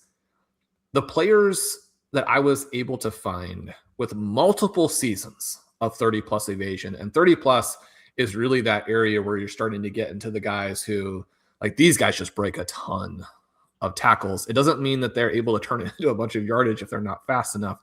But you're talking about elite tackle evasion at that point. You take the guys with multiple seasons of 30+ and multiple seasons of 20+ receptions. I believe the guys are Bijan Robinson, Bucky Irving, David Montgomery, and Zach Moss. So when you look at that group, you're like, yeah, I mean, Bijan Robinson is also extremely athletic, had massive overall numbers. He's a very early draft pick. He's the number one guy in fantasy. That's a different category. But then you look at Irving and Montgomery and Moss, and these guys are not particularly athletic. Bucky Irving was able to break out right away without even being big. And then you think about Moss. Yeah, Moss was a miss. David Montgomery disappointed a lot of his fantasy managers, but has actually done a ton when you think through what realistic expectations would have been for someone with actually David Montgomery's profile.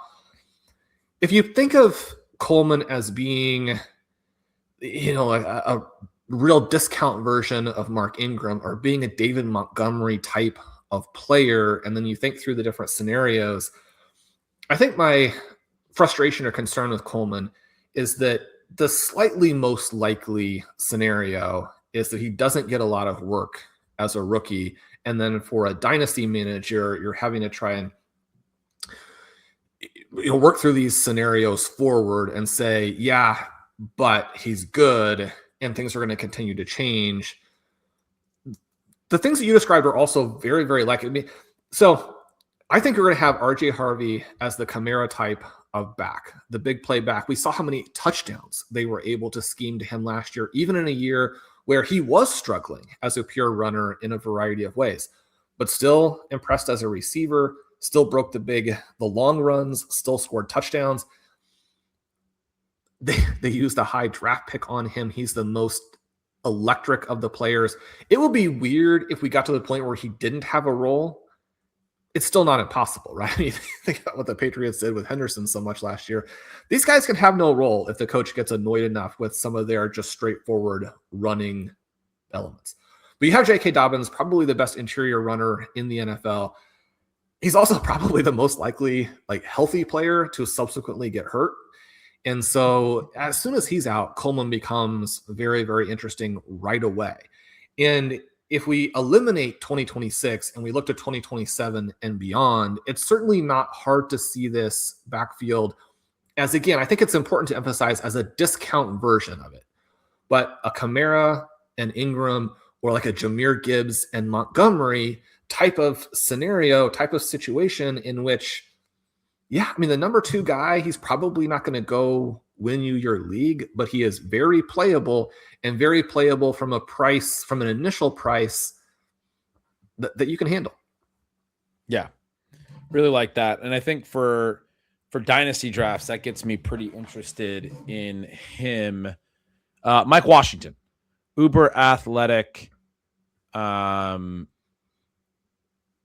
gets now just sort of the change of pace role behind Ashton Genty, but Clint Kubiak kind of hinted that maybe they're not going to be a full workhorse situation with Genty. Like he had a comment earlier this offseason, like they don't mind having multiple backs, and that's what he did in Seattle. And is there room now for Mike Washington? If you think about it from that perspective, I mean, I think it's tough because Ashton Genty is very, very good and is a workhorse and all of those things. But Washington lands on a depth chart where his competition for the number 2 role is basically Dylan Laube. The other guys they have on the roster are Chris Collier and Roman Hemby. And if you knew who those guys were, then kudos to you. I mean, Washington is basically going to waltz into the number 2 role, is he not? As a 4th round pick and the 5th running back taken in the class. They had a lot of names available to him. Did the Raiders just draft a guy who's going to play quite a bit this year alongside Genty? I don't think we know the answer to that. If the coaching staff is giving hints that they are willing to rest Genty more than probably makes sense, is that actionable? It's tricky for me because I do think we have a tendency as a community to try and pattern match to things where there's not a pattern there. And so you think about the situation in Seattle, and the big reason that you would want Mike Washington is that you look at Seattle last season and you see what Kenneth Walker did in the playoffs, and you're like, they were using him in a full-blown committee with Zach Charbonnet, who is a little above replacement level. The problem is when you go and look at the actual numbers for multiple seasons, you see similar types of strengths and weaknesses in terms of the results, right? In terms of one of the things we talked about on the show a month or two ago was they were both being hit at the line on a really high percentage of their carries. They both had really high evasion rates, but because of the problems with blocking, the overall numbers weren't particularly good. How they get there is very different in that one guy runs side to side and one guy runs downhill, but the results end up being somewhat similar. In this situation, I mean, you've got to be really high on Washington and I think really low on Genty to think the results could be similar. And perhaps you also have to believe that they can run the ball more than they can. Now, if you are comfortable enough in where you are with the organization, you're basically saying, let's go out and get the number one pick in next year's draft as well. We don't have to win games. You could play it a little bit like the Panthers have played it, where they're like, we're going to do things that probably are tactically dubious, but maybe in low-scoring games we can get lucky and we can win some. We're not going to chase even when we're behind, some things like that. I guess I would like to think that they're going to throw the ball some, even though they have a very weak receiving core. So you had the situation last year with Seattle, but in 2024, he uses a washed-up version of Alvin Kamara almost exclusively. Right? Not even the good version, just a washed up version. And then not really the guy making the decisions, but is part of that 2023 offensive staff where Christian McCaffrey is the only guy touching the ball. When you look at those, three somewhat recent situations that he's connected to, the talent gap seems to be more similar to Kamara and his backups, McCaffrey and his backups. But Mike Washington, fantastically athletic. If they've got a true hit here, I think Washington will touch the ball. Emmett Johnson, Kansas City Chiefs, your guy, workhorse, does a little bit of everything, was a guy that coming in, you probably wanted to see go off the board before round 5 for his prospects. Good missed tackle force evasion numbers, good receiving profile, got a lot of targets in the pass game, efficient, for a running back, good rushing efficiency, played a lot, took on a lot of work. Not necessarily the most athletic dude in the class, but a very productive player. Lands in Kansas City, right around the corner from Nebraska. I mean, maybe not right around the corner, but they got their scouts out there in Nebraska. They like the guy. They bring him in, local-ish, I guess. I'm trying to build this up as much as I can. Is he going to play alongside Kenneth Walker to some degree? Who we know Walker has often done well when he's had a second back kind of supporting him. Andy Reid, not so quick to use the rookies in recent years, maybe because a lot of them haven't necessarily been ready. Johnson potentially more ready to go from that, regard. What do you think? Tell us all about Emmett Johnson to the Chiefs. I mean, I've been waiting for this. Yeah. So you know how it is as a fan. Every time your team gets on the clock, you're like, this is the best prospect. This is the guy that I want the most at this pick. And then, they draft a defensive tackle. And you're like, I guess it's football. Defensive tackle is a position. And you go on to the next draft slot and you have that same hope. Then when this popped up as Emmett Johnson for me, I was like, ooh, we finally hit one. Now, when you're hitting on like a 5th round running back, it's not like you just won the lottery. It's like you got a 5th round running back, but it is still kind of fun, right? Now, the skeptics, I think, have plenty of reason for skepticism. We're talking about a 23-year-old, one-year wonder, 202-pound back, 50th percentile agility. And then you hear the scouts are like, this guy's not big enough to run over people. He's not fast enough to run away from people. This guy, like, what do you do with that at the NFL level? I'm like, well, not everybody has to be the same player, right? And I think it's occasionally the problem that football teams get into with these running backs is that you want everybody to be Bijan Robinson or Christian McCaffrey. Not everybody is going to be the greatest all-time prospect who does almost everything well, or the thing that they do well, they do so well that you don't care about anything else. I mean, Emmett Johnson isn't that, but he is a guy who was extremely productive in this one season where he produced. we're talking about 150 scrimmage yards per game. We're talking about an evasion rate up there at 27%. We're talking about 46 receptions. And again, similar to my case for Jonah Coleman, who is a player with some warts and with some limited upside. With Johnson, we have this group of players that is somewhat unique when we're talking about that type of production. And again, that group would be Scadaboo. It would be Jahmyr Gibbs. It would be Bucky Irving. It would be Najee Harris. It would be Travis Etienne. Gibbs, Harris, Etienne, first-round pick guys, very clearly players who have the athleticism and have the bigger track record. Although, Najee Harris was a guy who didn't have as much track record as I think maybe people think, and also didn't ever play to his athleticism. But those guys are going to be different. You're not comparing Emmett Johnson to them other than saying, okay, well, it is interesting that very few people have been able to do this, and most of them are stars. The other guys, Irving, Scadaboo, those are guys that we liked because of the production, because of this combination of raw totals, evasion, and receptions. Emmett Johnson's going to be a backup, right? He's going to be a clear backup to Kenneth Walker. But unlike so many other running backs the Chiefs have had recently, this guy fits. I love it. Exciting to hear that breakdown. Shawn, we're 2 hours in. We've been grinding. The remaining running backs in day two. I mentioned Nicholas Singleton from Penn State to the Titans, Adam Randall to the Ravens, Katron Allen to the Commanders are the three that kind of stood out to me. I know a lot of people like the Eli Heidenreich guy from Navy. He lands with the Steelers. Maybe he's going to fill the Kenneth Gainwell role and catch a whole bunch of balls from Aaron Rodgers. Couple favorites there. Couple final thoughts on the running backs. Well, at some point, the whole Derrick Henry story does finally come to an end. I hope it's not this year. Hopefully it's not ever, right? Maybe he's 50 and is like, I'm still the biggest and the fastest, man. You can't do anything to me. If it were the case with anybody, it would seem to be the case with Derrick Henry. He's up there at the top of the rushing yards standings every single season.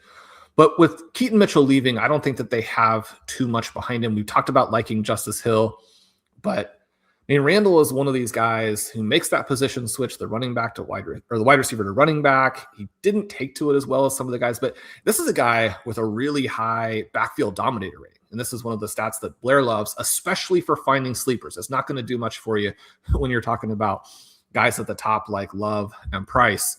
But when you're looking at these late guys who could really dominate their backfield, who could do a variety of things, this is someone who, it's kind of the funny thing where Randall is supposedly a horrible receiver, which is one of the reasons he had to transition, but yet still had a lot of receiving production as a running back. It's a better fit for him to be a receiver as a back. He's a guy who has size. I think that this is a 3-down profile that is more interesting than their backups. Again, if you like the Ravens as a team that is well built and probably scores, year in and year out, almost regardless, that's a pretty fun name. And then I think that Claiborne, a speedster to the Vikings, when you think about Aaron Jones being so clearly in his decline phase, that Claiborne is someone with, he was at 23.7 miles per hour at the combine. He's a small dude. And I know for a lot of people, you get below like 195, they're just not interested. Certainly you get down to 188 at running back, not interested. This is a guy who carried a lot, and especially in 2024 was a very good hybrid player. Running back to deep in here, and especially again, you think about like where this would work, good offenses. This Minnesota Vikings offense, I've got some skepticism about Kyler Murray, obviously, and Murray specifically neutralizes some of the things you would want from backs, but also perhaps will amplify some of those things. I don't know that they have such a strong backfield that even a guy coming off the board here in round 6 at pick 198, that completely wipes him out from the interesting category. What about Katron Allen? Any interest in him? I thought that was probably the other really wide open running back depth chart and landing spot. Yeah, it's such a weird situation here because Singleton is this just athletic monster and was a good receiver. And yet Isaiah Pacheco-like evasion, and you have a much lesser sort of athlete and talent, someone who doesn't have the receiving component, but more or less took the running back position from Singleton there at Penn State. That portion of it is weird. I guess mostly for me, this gets me to look at Ja'Cory Krosky-Merritt again and say, yeah, in year 2, some of the things people were hoping for last year probably happened. It's also one where you're like, I don't know any other way other than to say Rachaad White is going to score some points. Yeah. Should we be more enthusiastic about Allen than that? I mean, if you're talking about a low-value touch guy, Allen probably could take over for these players, and then you have even more just a total sort of fantasy morass there with the Commanders. Well, yeah, I mean, that's kind of the Chris Rodriguez replacement, I guess, if you start talking about the low-value touches. As soon as Rachaad White signed with Washington, I don't know if I said it on here or elsewhere, but I mean, I think you have to be into Rachaad White. There's things that Rachaad White does well. He does catch the ball well. He is a big dude who, when he's like a long strider, when he gets into space, he's actually a pretty fast guy for his size, and he's pretty good at getting downhill and eating up space. And he had some big plays in the passing game, some long receiving TDs on catch and runs at times in Tampa. I'd always joke that defenses completely left him, unguarded, but he can catch the ball and move upfield fluidly. Like I like that about him. He's always been good at like being able to catch and start running at the same time, which is helpful because when they hand him the ball, he can't start running for 7 minutes. It takes him a very long time. He's got to make a whole sandwich and do some jumping jacks and all these other things. And yet when he landed in Washington, that exact trait, there's maybe not a better place for it. I don't know how this offense will work necessarily without Cliff Kingsbury, but under Kingsbury, the Jaden Daniels offense, and I attribute most of it to Jaden Daniels, the athleticism to pull, keep it around the edge, and the vertical passing ability, right? So you're keeping safeties deep and you're keeping ends and edge defenders wide. And I think it creates a lot of rushing lanes for big plays. And we saw Jeremy, this isn't just like, Ja'Cory Krosky-Merritt had a couple long touchdowns or whatever. We saw all the way down to Jeremy McNichols, I know, had like a 50-yard touchdown run last year at one point. Chris Rodriguez had big runs more often than you'd think for a guy with that profile. Austin Eckler had a really bad last year with the Chargers, came over to Washington and suddenly was making big plays again all the time. And I think it's this thing where like in this offense with Jaden Daniels, it's a variety of running backs that were finding space and making big plays. Brian Robinson, before they just decided they wanted to get rid of him, had some big plays, I know, at least in the passing game. So if Rachaad White's skill is that once he does get going, he can create a big play. He's got some speed, some long speed. But the issue was just getting going in the first place. And now he goes to an offense that seems to create big plays for every running back that's in the offense. I'm actually like pretty into Rachaad White because he's a good receiving back too.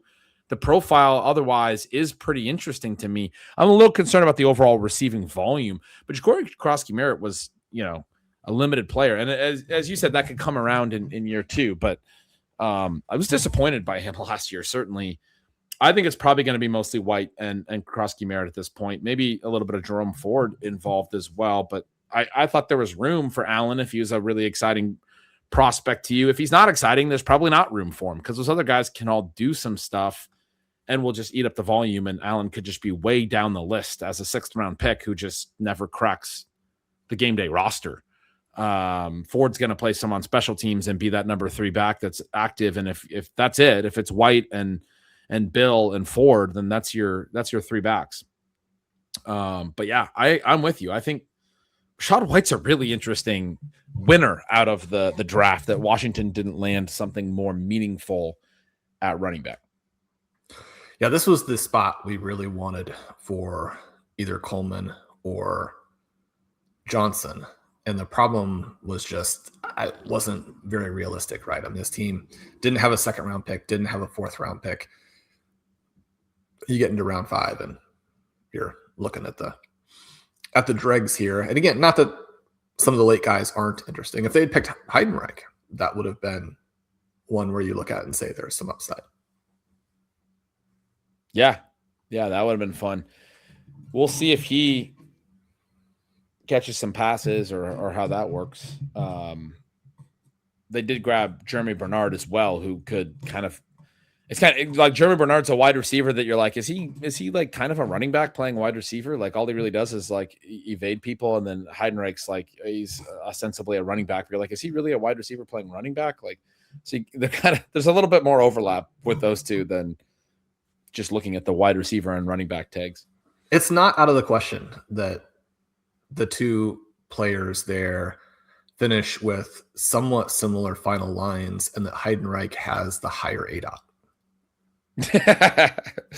the running back with the more vertical receiving profile. Any final thoughts on day 2, day 3? We hit the tight ends first. Talked about the wide receivers. Any interesting QBs that you had wanted to touch on? Yeah, this quarterback group I think is fun because you have Klubnik and Allar in 2024 looking like slightly better versions of Ty Simpson in 2025. And so then it's a matter of how much you want to wait the final season and how concerned you are about that fall off as you go forward. I mean, really, when you have a guy who's borderline as a prospect, you desperately need them to take the next step. And instead they go the other direction, then that's how you get drafted as a day 3 type of pick. One of the things I think that has to be frustrating for Arizona fans is that you have Carson Beck, who plays for 2 very good teams in 2024 with Georgia and 2025, obviously with the national runners up there in Miami, and his numbers still don't pop. And if anything, of all of these guys, the person who seems most willing or most susceptible to putting the ball in danger is, in fact, Carson Beck. Some sort of scouting notes on him where there was a past injury and concerns that the arm strength is not there anymore as a result. So I think that you have Allar as the guy who, if you are throwing the numbers out the window and saying a guy who is big and has arm strength could be Tyler Shook, he's the interesting guy. If you want a very cheap version of Simpson, if you basically want the same play but don't want to have to pay for it, then Klubnik is your guy. Obviously, if you are thinking way down the road and thinking about a Malik Willis type of situation, then Taylor Green is your guy. Did any of these QBs jump out to you or any of the landings? One of the reasons why I think it's relevant that these names are there and that they were people that the Devy community has always been interested in, most of them players who were pretty big recruits, guys who, I mean, one of the things with Klubnik and Allar is that they're pretty athletic, right? The thing with Simpson is just so weird is he's not that big. He's not that athletic. He doesn't have the big arm strength. And so when you think about that being a controversial pick, even maybe within the building for the Rams, it's like, yeah, I mean, that manifests in terms of what you're seeing both statistically and, you know, just visually there with the Crimson Tide. And yet this group ends up going into spots where there is potential opportunity. In so many cases, we see good teams stashing interesting names where they think they can rehabilitate a player. They think that they can maybe fix a thing or two, make him look good in the preseason, and then trade him to a bad team at profit down the line. That's not exactly what we're looking at here. We're looking at guys who, if they did flash, would probably have some opportunity, maybe in the second half of their rookie seasons, but certainly in year 2, if they impress in the building on the practice field.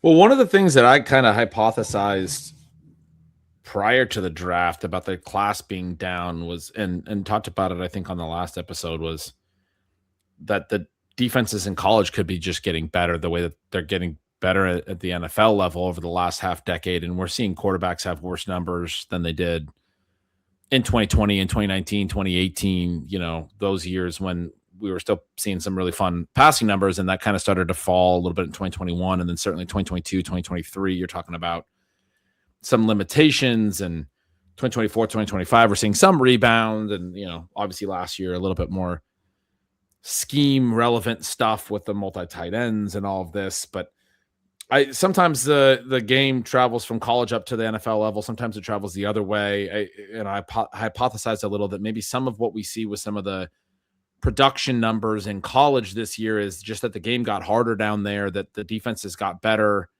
for one reason or another, maybe a little bit later than it did at the NFL level. And so when you say that about these quarterbacks, the thought that I have is maybe the reason that a Carson Beck had some, questionable numbers is related to the defenses he was facing and those things. And, maybe it's not, I guess the way to put it would be not that he's good, because there's still concerns there, or you just ignore that, but that the shift from college to the pros might not actually wind up being as massive or feel as massive if they're already seeing some of this stuff down at the college level now, right? At this point, which maybe there was a bigger gap 3 years ago or something. That would be a hypothesis. I'm not saying it's true. Beck is interesting to me from the perspective of the capital. They took him with the first pick of the third round. It seems like the Cardinals kind of wanted Ty Simpson, maybe. There was obviously a lot of talk there that they would be considering him,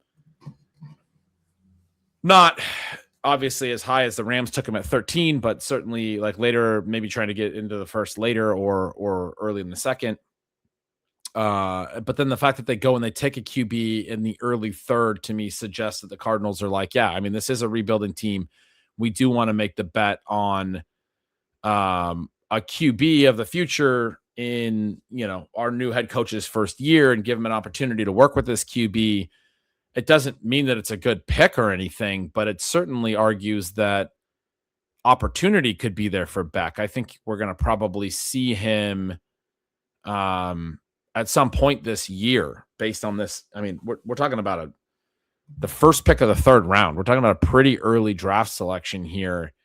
So he would be the one to me that feels the most likely to play right away. Like Aller, I guess I still, as much as Aaron Rodgers annoys everybody, I think Rodgers is going to be back. I think a big reason the Steelers hired Mike McCarthy is they want Rodgers back. I know a lot of people that analyze the game from the outside don't agree with that, but to me, the Steelers are telling you that when they hire Mike McCarthy, and they just signed Rodgers to a tag that I think it's just an unknown, a little used tag that you can sign guys to that basically says that he'll be back, or could be back, or I think can't be back until training camp. But it also talks about the deal with the tag is that he gets some type of 15% increase in his salary from last year or something. It's a weird thing. I just saw a headline today. I haven't really read into it a ton, but it seemed to be a procedural move toward, Aaron Rodgers is going to be back, or we expect him to be back, or we want him to be back. We're committing to him. And so we'll see what happens with Aller, who's, the in-state Penn State guy.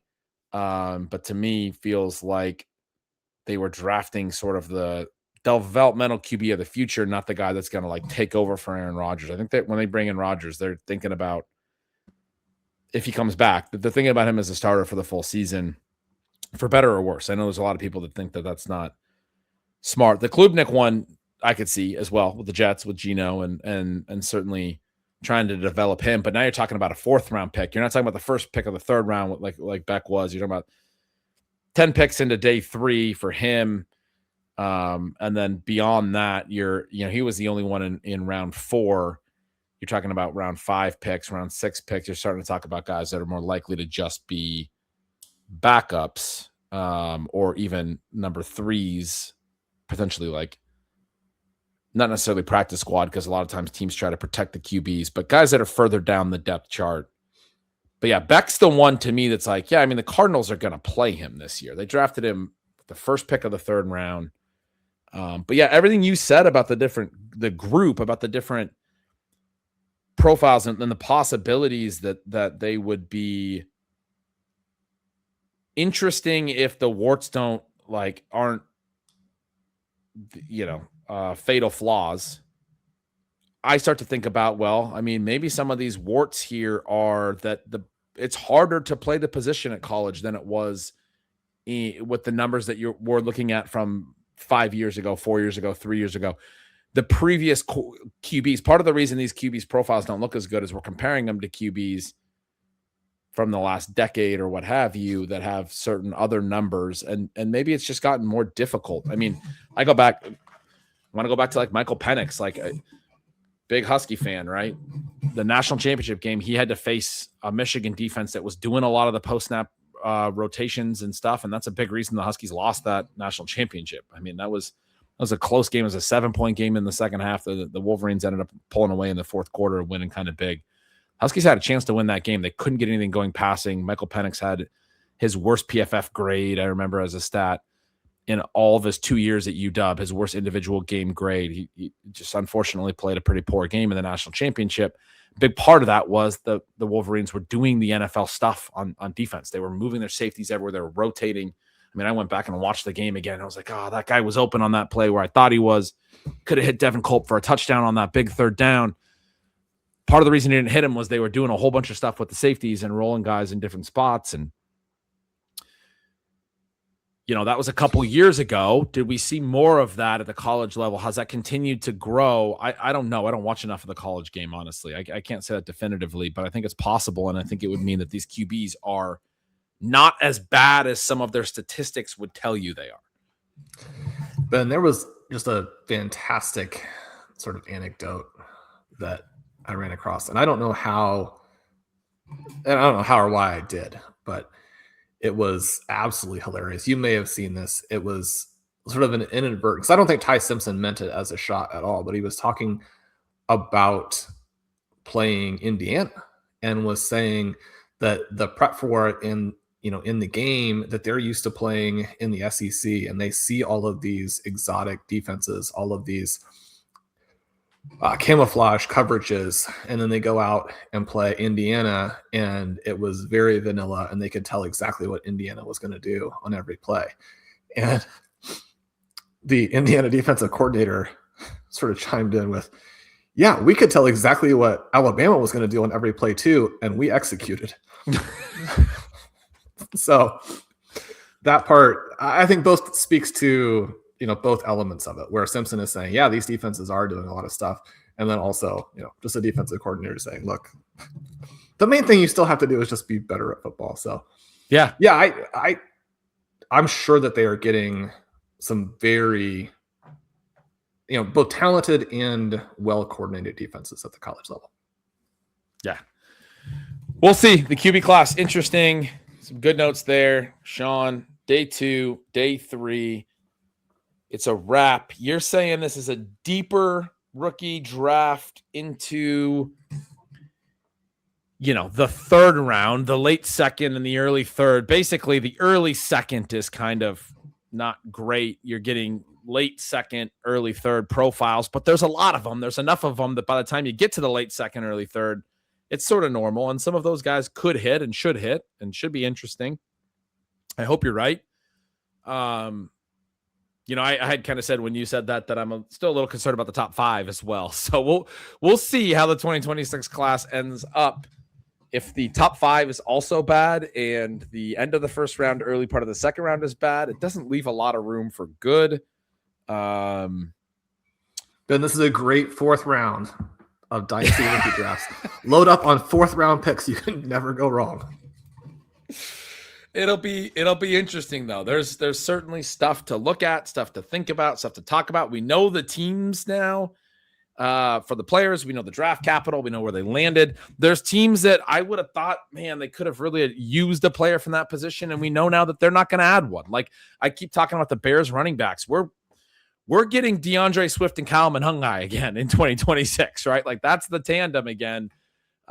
This is not, unless they go make a trade or something, or they somehow add a free agent, this is not going to be a meaningful shift in how they were deploying their running backs, which I kind of hoped we would see that actually out of Ben Johnson. Instead, he went out, he acquired himself a new 3rd round tight end, a new 3rd round receiver, some depth at other skill position groups, or other skill position spots, and then a lot of defensive picks for them. You mentioned the Chiefs did similar, went out and got your Emmett Johnson in the 5th round. That was their first offensive pick.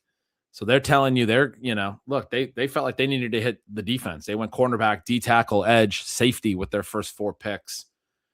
So we saw a lot of that this year as well. And now we know what the rosters kind of look like. I'm excited to start digging into my projections template. That's going to be my next big project in May. Get going on that. Hopefully I have projections done a little earlier this year in June. It's a fun time now that like the final piece of the NFL offseason puzzle has occurred. There's still going to be other moves, but for the most part now there's nothing that you can look at these depth charts and look ahead and say, well, they're going to add something, right? Like, no, this is what these teams are going to be now. This is what we're looking forward to in 2026. And the theme is every team's going to have 17 tight ends. 17 tight ends. That is the way that the rosters are now built at the NFL level. Ben, this has been such a fun exercise. We obviously will be wrong on some of the players, but the goal here is to be just a little bit more right than, say, everybody else, but a little bit more right year after year. You end up with good dynasty squads, and you end up with those key sleepers for your redraft teams as well. You heard Ben talk about the projection exercise. If you are not subscribed to Stealing Signals so that you get that, you cannot miss it. You have to get over there. bengretch.substack.com. We have volume 3 of the rookie guide out. I'll have my top 48. We love you guys. We'll talk to you soon.